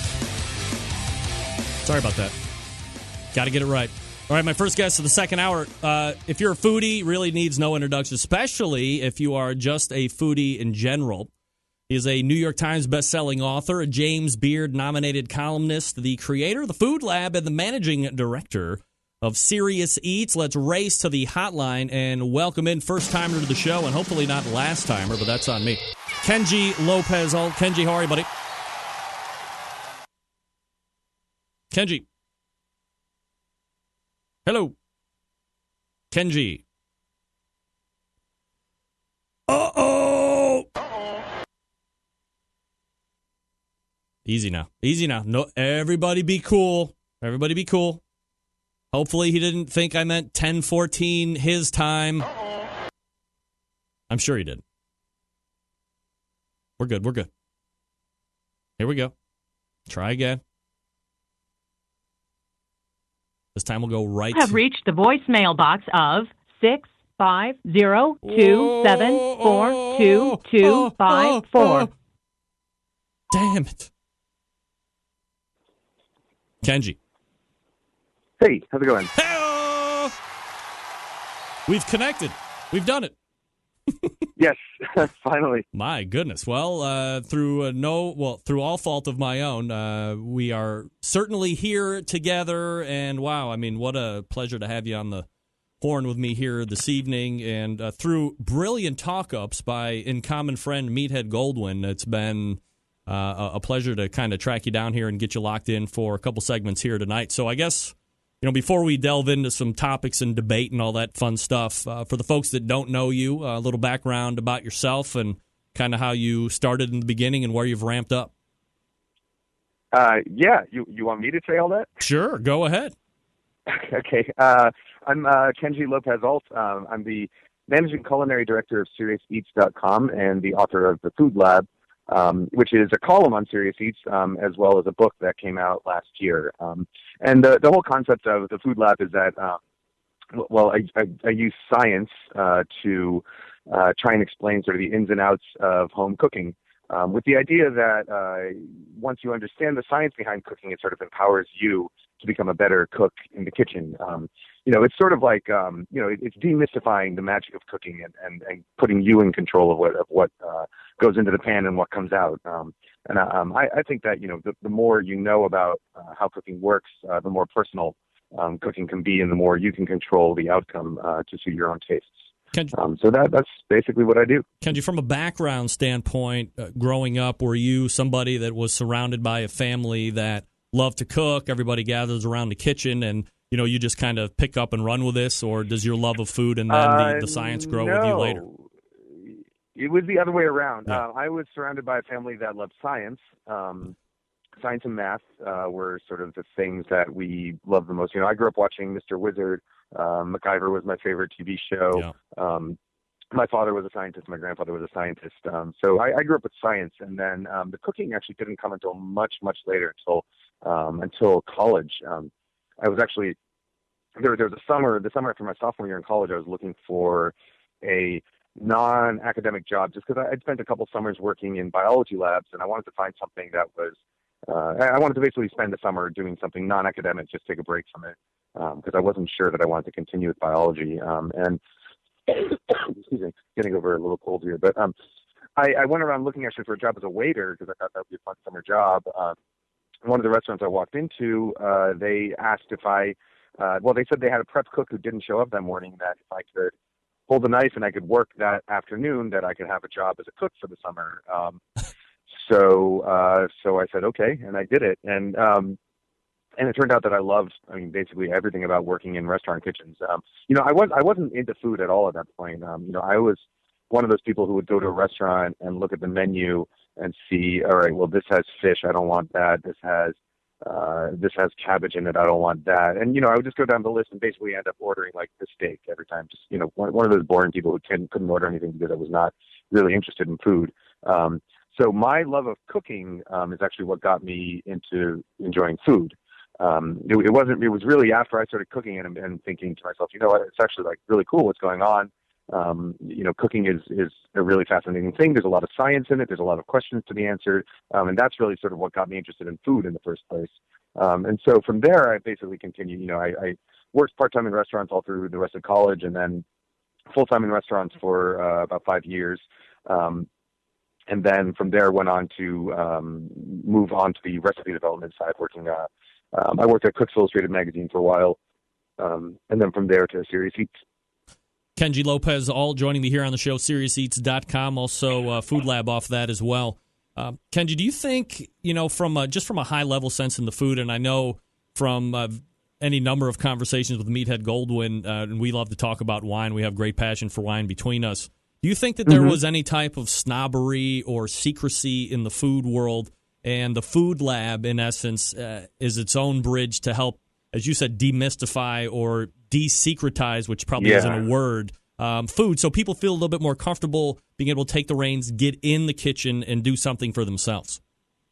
Yeah, absolutely. There is absolutely snobbery in the world of food, in many different ways. There is snobbery in terms of individual dishes, saying, this dish has to be made this certain way, or, oh, I can't believe you're eating American cheese. There's that kind of snobbery, like sort of ingredients and dish snobbery. But then there's also, I think, sort of this sort of chefy snobbery, where unless you're cooking food at a restaurant level, and unless you're plating it in this fancy way, that it's not worth eating. Definitely. All of Serious Eats, we try to really sort of make cooking, democratize it. We want to make sure that whether we're talking, the thing we always say is that whether we're talking about a hot dog or whether we're reviewing a hot dog or like a $45 a plate fancy restaurant, we want to treat it with the same level of seriousness, and make it understood that it's okay to like hot dogs, because hot dogs are a food that people love. It's a food that takes skill. There's good hot dogs, there's bad hot dogs. So analyzing a hot dog is, I think, just as important, if not even more important, than analyzing like the food at a really fancy restaurant, because it becomes enjoyable to more people. So that's always something that I personally strive for as well in the Food Lab, is to make sure that I'm writing something that everyday people are actually going to use and actually going to cook. There's books like Modernist Cuisine. When I say I write about food science, people often ask me, oh, is that sort of like modernist? Is that molecular gastronomy? Is it that kind of stuff? Well, the answer is no, it's not really that. That is a certain type of food science and science-based cooking. But you look at, a book like Modernist Cuisine, and it's really aimed at chefs, and it costs $650. And it's just a very particular type of food that is not what people are doing every day. So what I try and do is sort of the flip side of that coin, is using the same sort of scientific rigor and same sort of understanding of how food works, but really trying to apply it to the things people eat every day, macaroni and cheese and hamburgers and chicken breasts, and, the foods that we all cook all the time. Because I think that's really the best way to connect with the most number of people, and to really, I hope have a positive effect on the most number of lives. Is that kind of the goal and the vision of Serious Eats as well?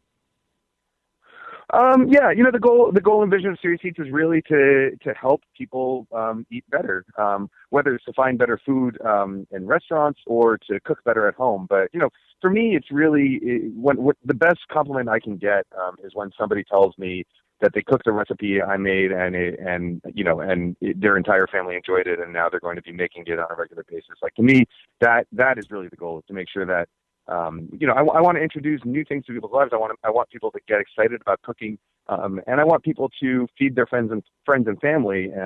and enjoy each other's company over a good meal. So that's really the goal, is just to get people excited about cooking and to make people happy with the results that are coming out of their kitchen. From an operational level at SeriousEats.com, how many people are actively taking part in it, working it? Is it all freelance stuff? Like, how do the operations work for that?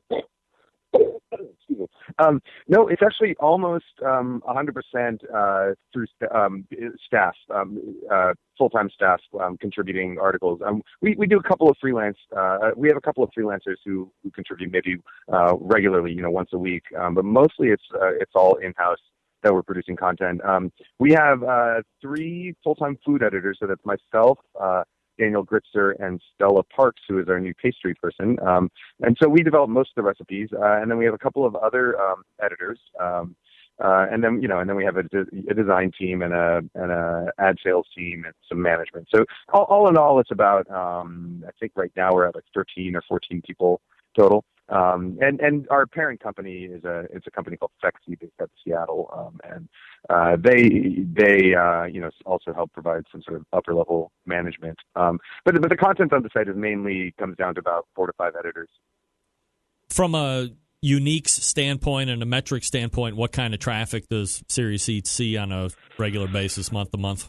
Well, it varies throughout the year. Right now, November is by far our busiest month, followed by December. I think in November we got, off the top of my head, I think it's something like 16 million uniques.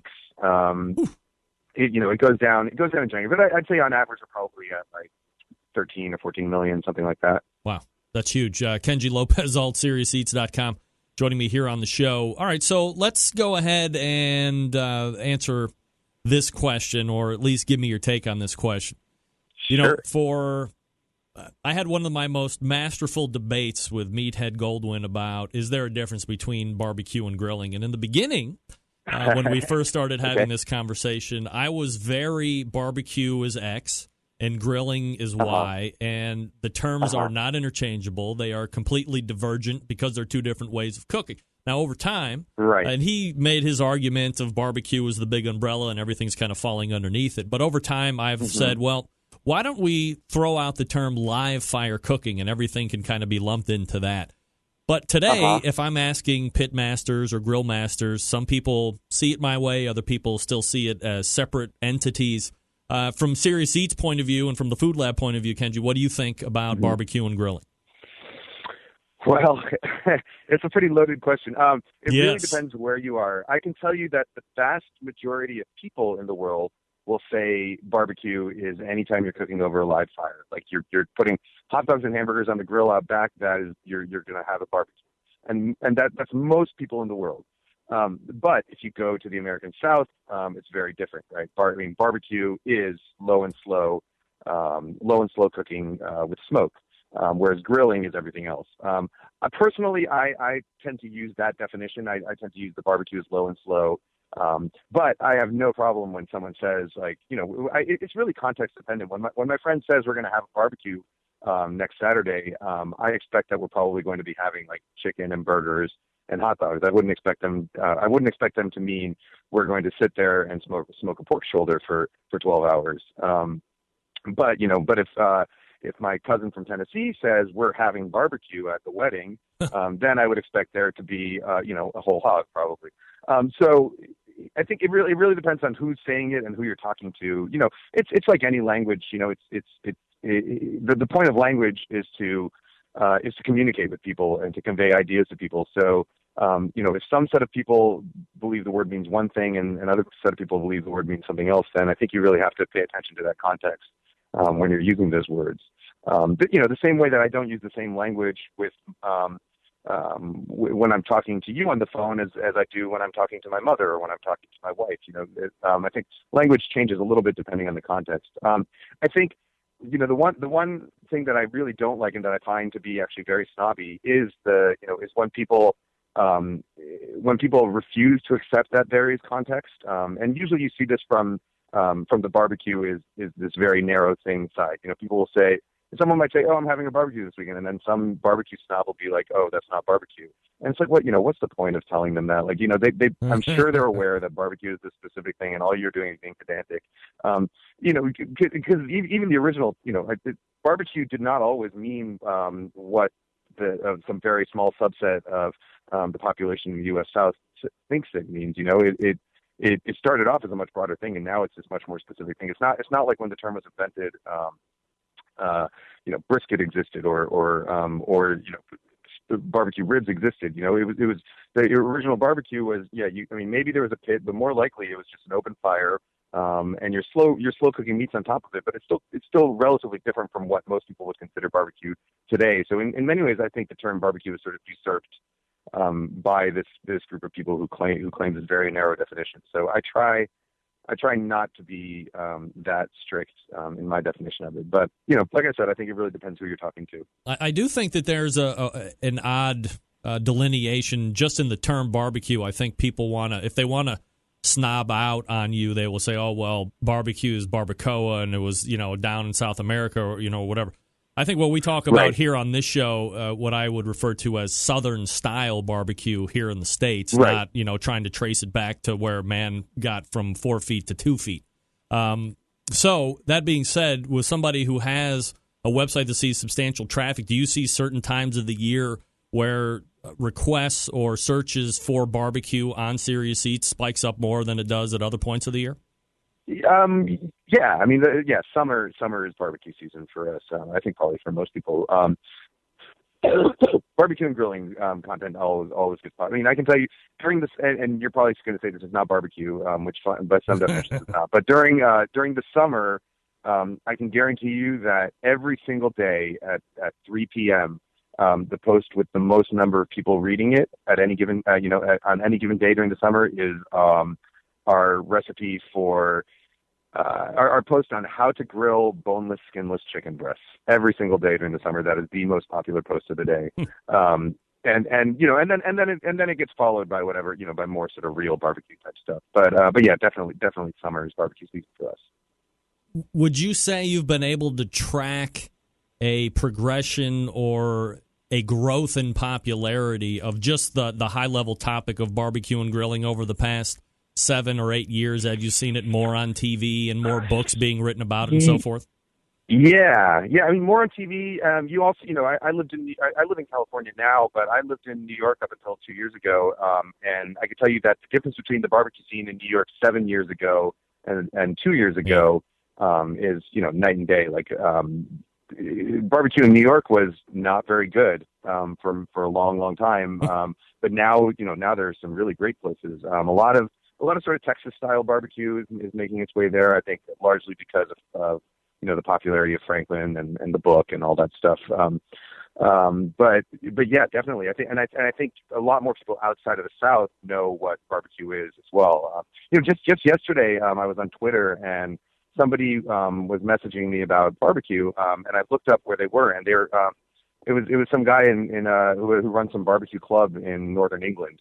And I spent a good deal of time in Northern England for a while, and when I was there, barbecue was grilled hamburgers. That's what people called barbecue. But this guy was doing real low and slow Southern style barbecue.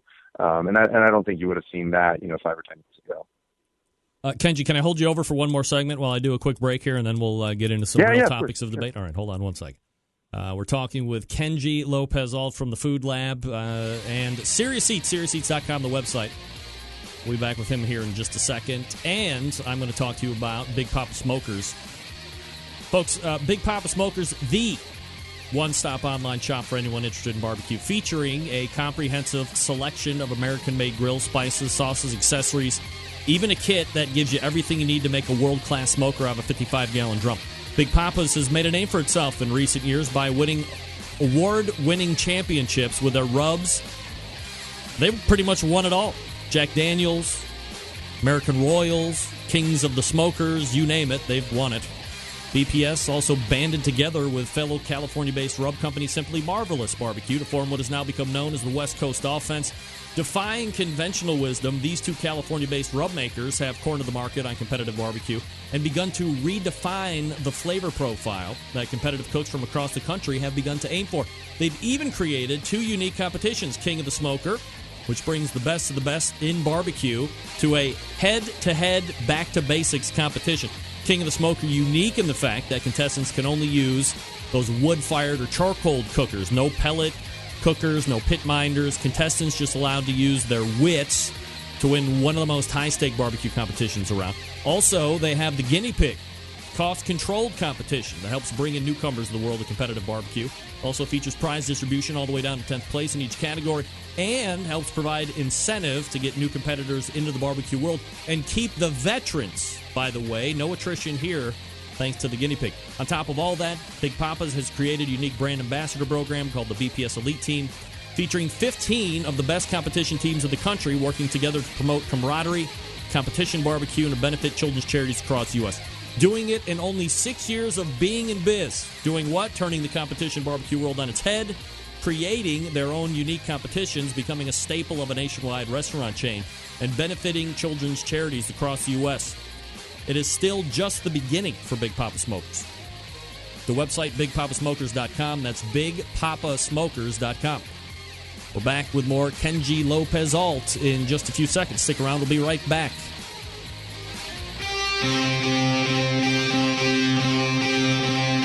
Get in the smoke. Call 877-448-0433 to get on the air.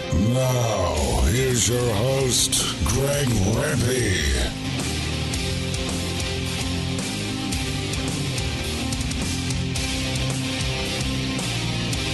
All right, welcome back. This portion of the show being brought to you by Unknown Smoker Accessories, purveyors of made-in-the-USA stainless steel barbecue and smoker lid hinges, barbecue accessory hangers, rocket-hot chimney grillers, and heavy-duty aluminum foil dispensers. To find products from Unknown Smoker Accessories, keep your gear where it needs to be. At arm's length and ready for battle, visit unknownbbq.com/shop today. That's unknownbbq.com/shop. Use promo code REMPE, R-E-M-P-E, for 15% off your entire order.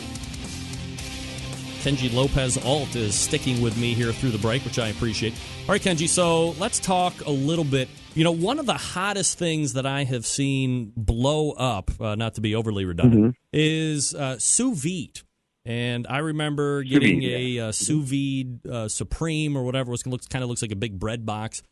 Maybe 3 years ago, 4 years ago, or something like that. And I was like, flash in the pan, could be a fad. But forget about that. I mean, 4 years later, this thing is blowing up the likes I have never seen a cooking style blow up.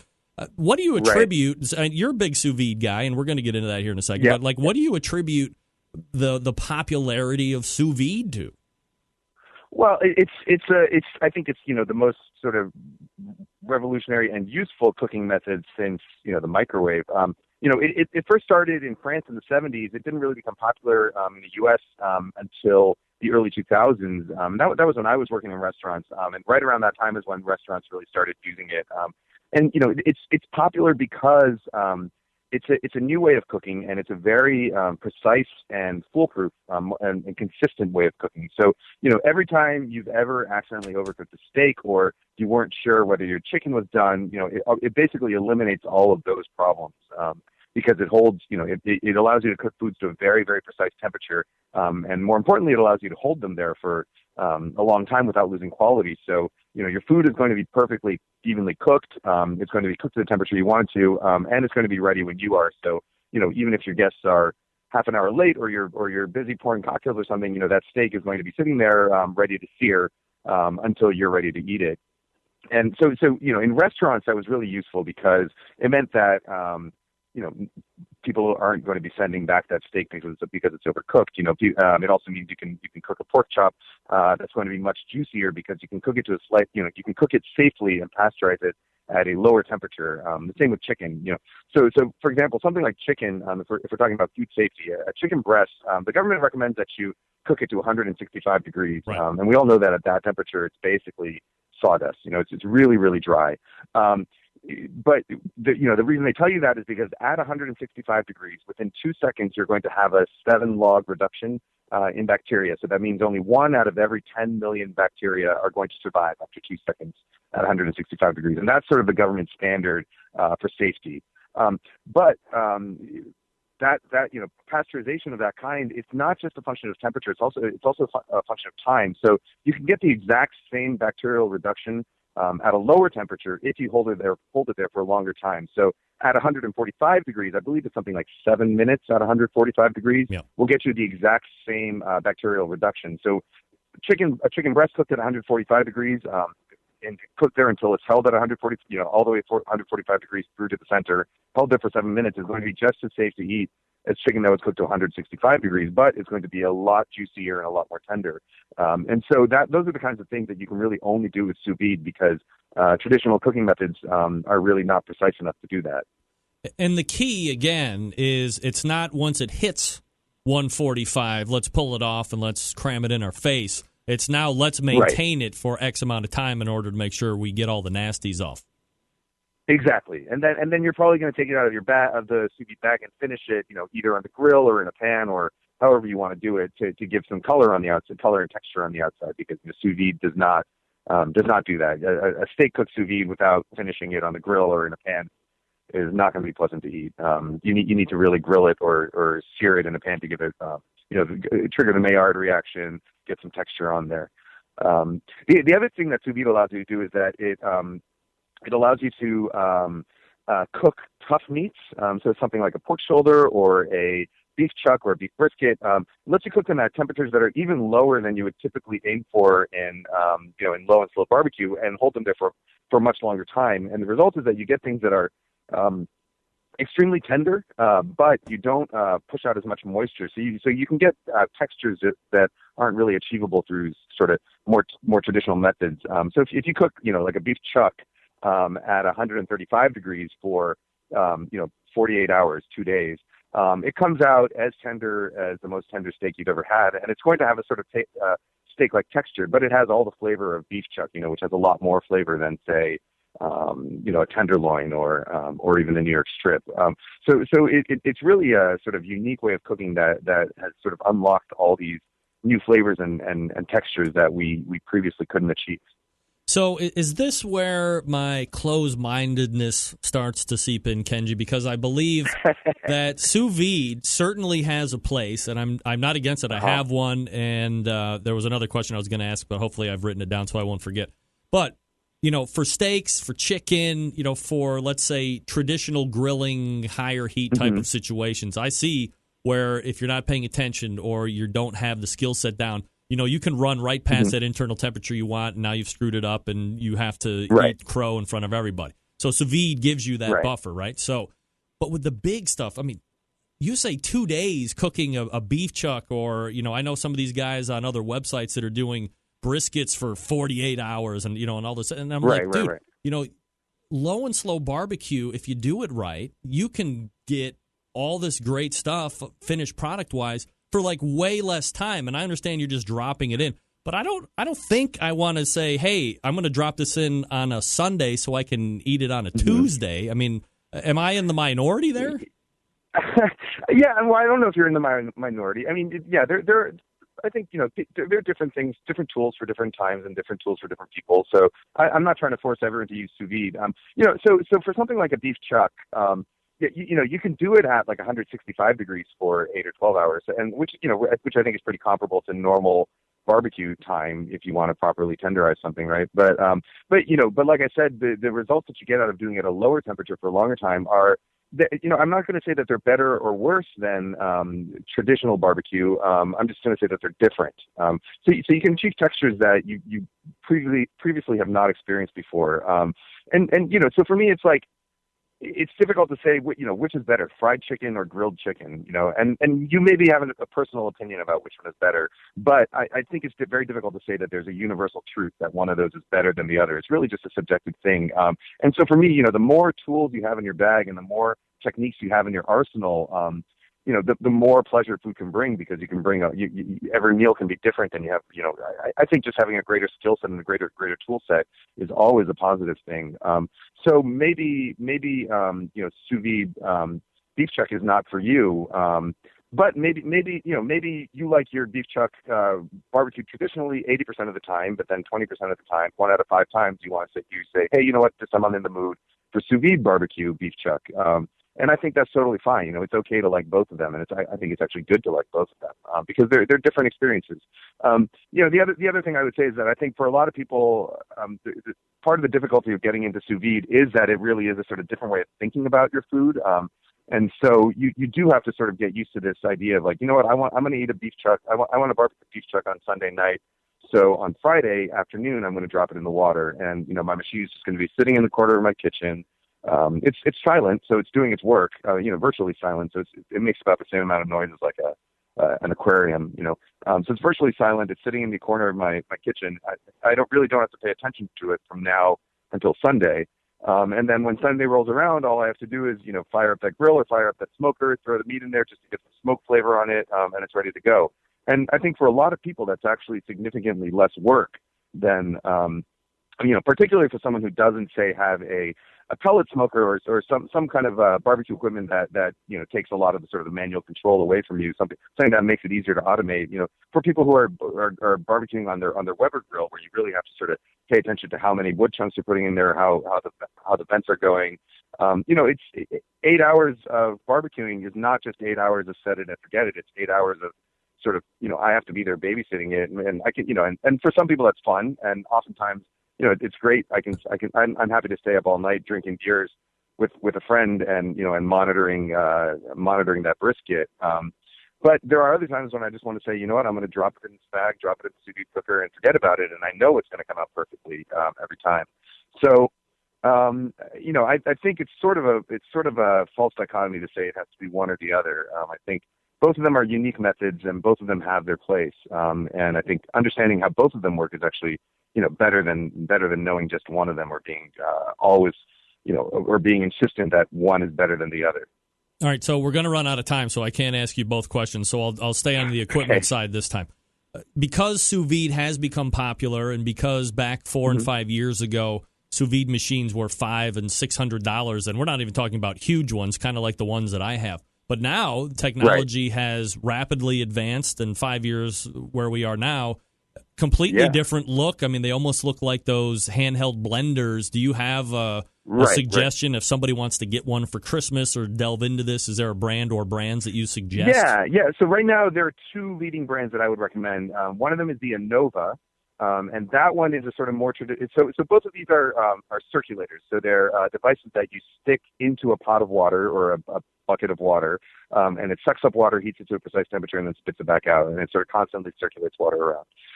It's much better than sort of, I think, the all-in-one devices because it's easier to store. So the Innova is a circulator that has onboard controls. So all you have to do is plug it in. There's a little scroll wheel that lets you set the temperature, and you hit go.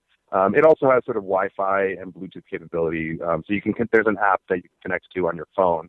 And that app comes preloaded with a lot of recipes. And actually, a lot of my recipes are preloaded, and guides are preloaded onto that app. So if you like the Series Heat sous vide recipes, they'll be right on that app for the Innova. The other device that I really like is called the Joule, Joule, and that's made by a company called Chef Steps, based out of Seattle. The Joule is the smallest sous vide device on the market. It's really small. It fits in in your knife drawer really easily. It's really slick. It's really nice. Totally waterproof. The only thing about it is that it has no onboard control, so you must control it from an app. So for some people, that's a turnoff. You don't want to have to pull out your phone every time you want to turn the machine on and off. I actually have mine connected to my Amazon Echo. So I can say, hey, Alexa, ask Joule to set the temperature to 165 degrees, and it'll just get it going for me. But for some people, that's a turnoff. So if you want the onboard controls, I would definitely suggest the Innova. If you prefer something that's a little more compact and don't mind using your phone, then the Joule would be the way to go. And both of them, I think, right now are like $199. They go through sales typically, but they're usually between $150 and $200. because the holidays are impending, do you have like one or two recipes that you are going to be using or that you share with people when they ask you? Yeah, well, I would. So, prime rib is really great sous vide, and if you like turkey for the holidays, I have a porchetta style turkey. So you basically take the turkey breasts, flatten them out, season them in the style of an Italian porchetta, so with fennel, red pepper, garlic, and then you roll it up and wrap it in the skin and cook it sous vide, and it sort of cures a little bit, and it comes out. Incredibly the juiciest turkey you'll ever taste. Incredibly juicy. And really flavorful because of all that porchetta seasoning. So, sous vide for the holidays, I would recommend either a prime rib or a turkey porchetta. As far as finishing it off, are you a fan of the pan or a broiler or a grill, or does it not matter to you? It depends what I'm in the mood for. But I would say a pan or the grill. Some people like using a torch. For me, a torch is a little clumsy. It's a little bit hard to get an even sear. I find a pan to be much more efficient.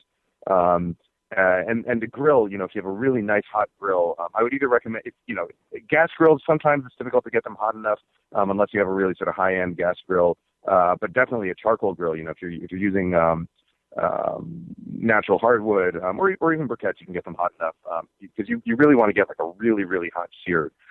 So a cast iron pan or a grill, I think, would be the way to go. Would you ever do the natural or the hardwood lump charcoal and just throw that bitch right there on the charcoal and do a caveman sear? Yeah, you absolutely can. Yeah, definitely. That is definitely a good way to go. Especially for something like a nice ribeye. For me, I think that that sort of charred flavor goes really well with beef. So yeah, for a steak, I would definitely recommend that. Any posts coming up from Serious Eats that we want to check out here in the next coming days or so? In terms of barbecue or in terms of just in general. Just in general. Well, coming up, I'm doing I'm working actually on a video for one of my most popular recipes from about 5 years ago, which is a reverse sear prime rib.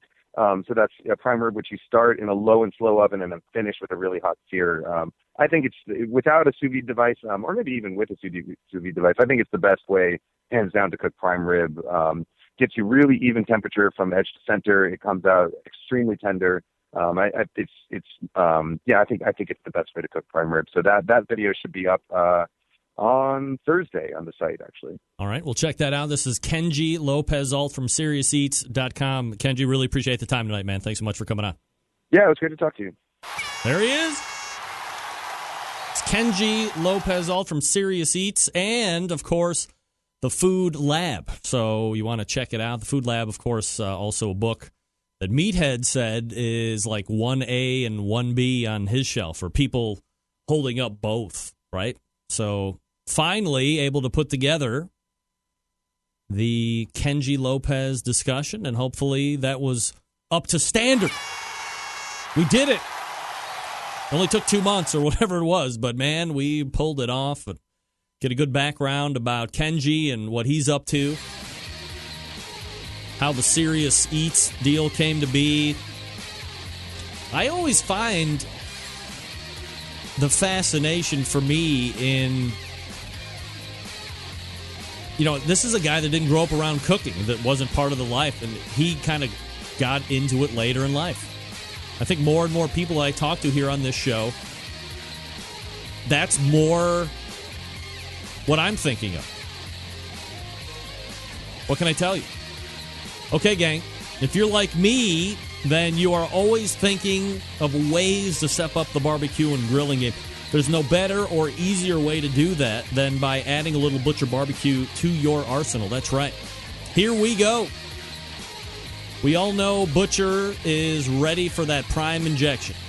The sauces, the rubs, the grilling oils. This is also a one-stop shop, okay? Here's what I'm telling you. You have prime injection.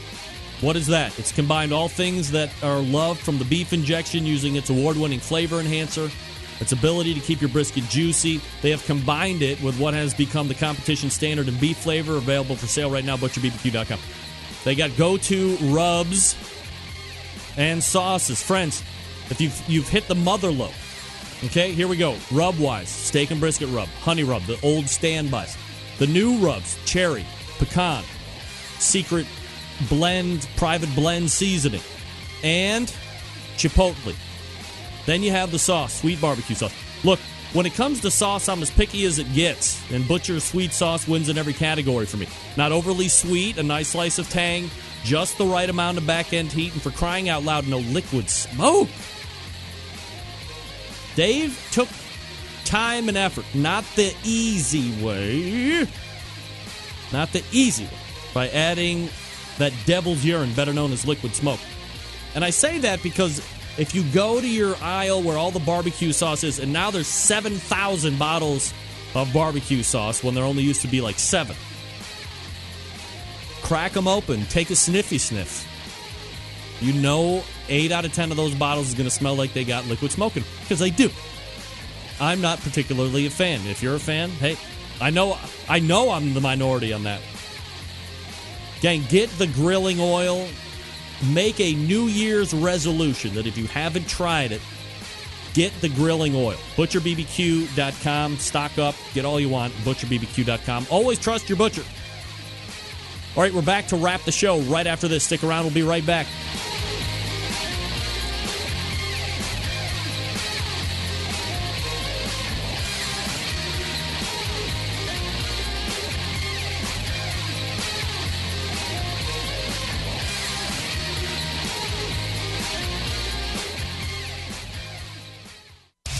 Big name interviews, advice on cooking brisket and ribs, and the only host willing to share his honest opinion on all things important in the world of barbecue. It's the BBQ Central Show.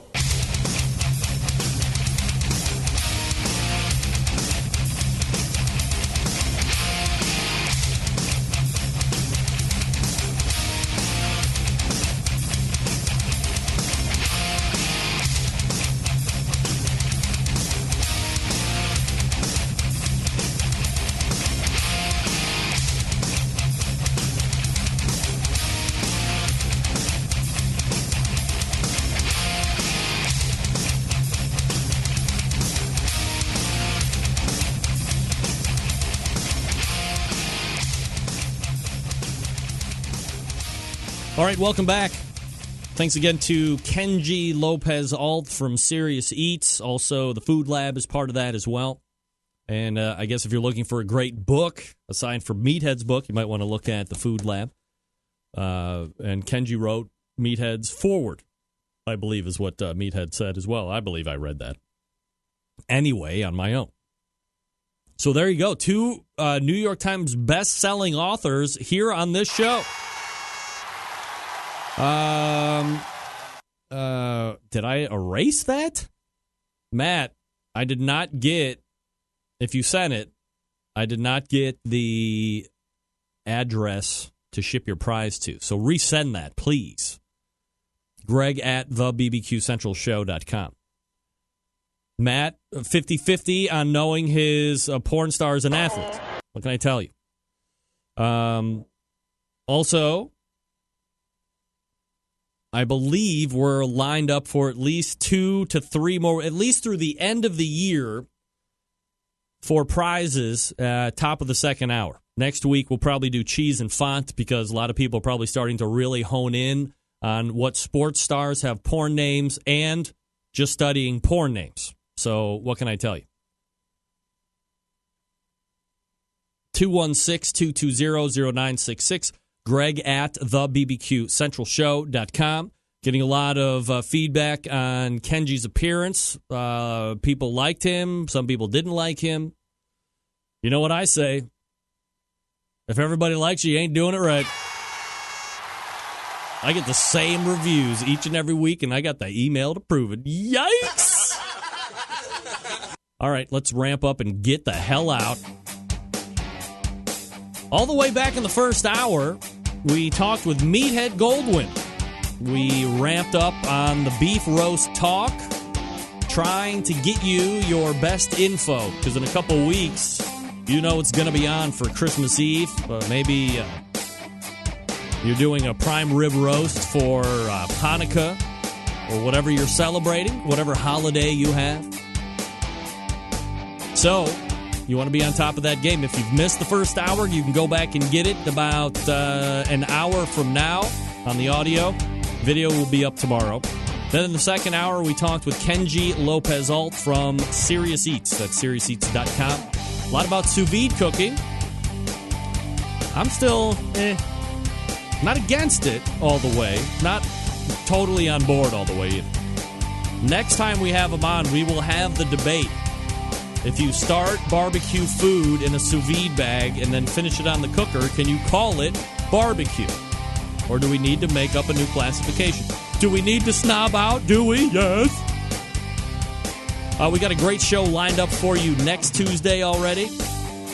Stephen Reichlin will be in. Grill Girl, Robin Lindars will be in, amongst others. Dan Uladal will be in from Chops. Looking forward to catching up with Dan. Plus others. Plus stuff to win. Plus then a week away from Christmas. Ho! Where did the time go? September 11th, 2001. I will never forget. And until we see you next Tuesday at 9 p.m. Eastern Standard Time, this is your program host and proud U.S. American, Greg Rempe. Good night now.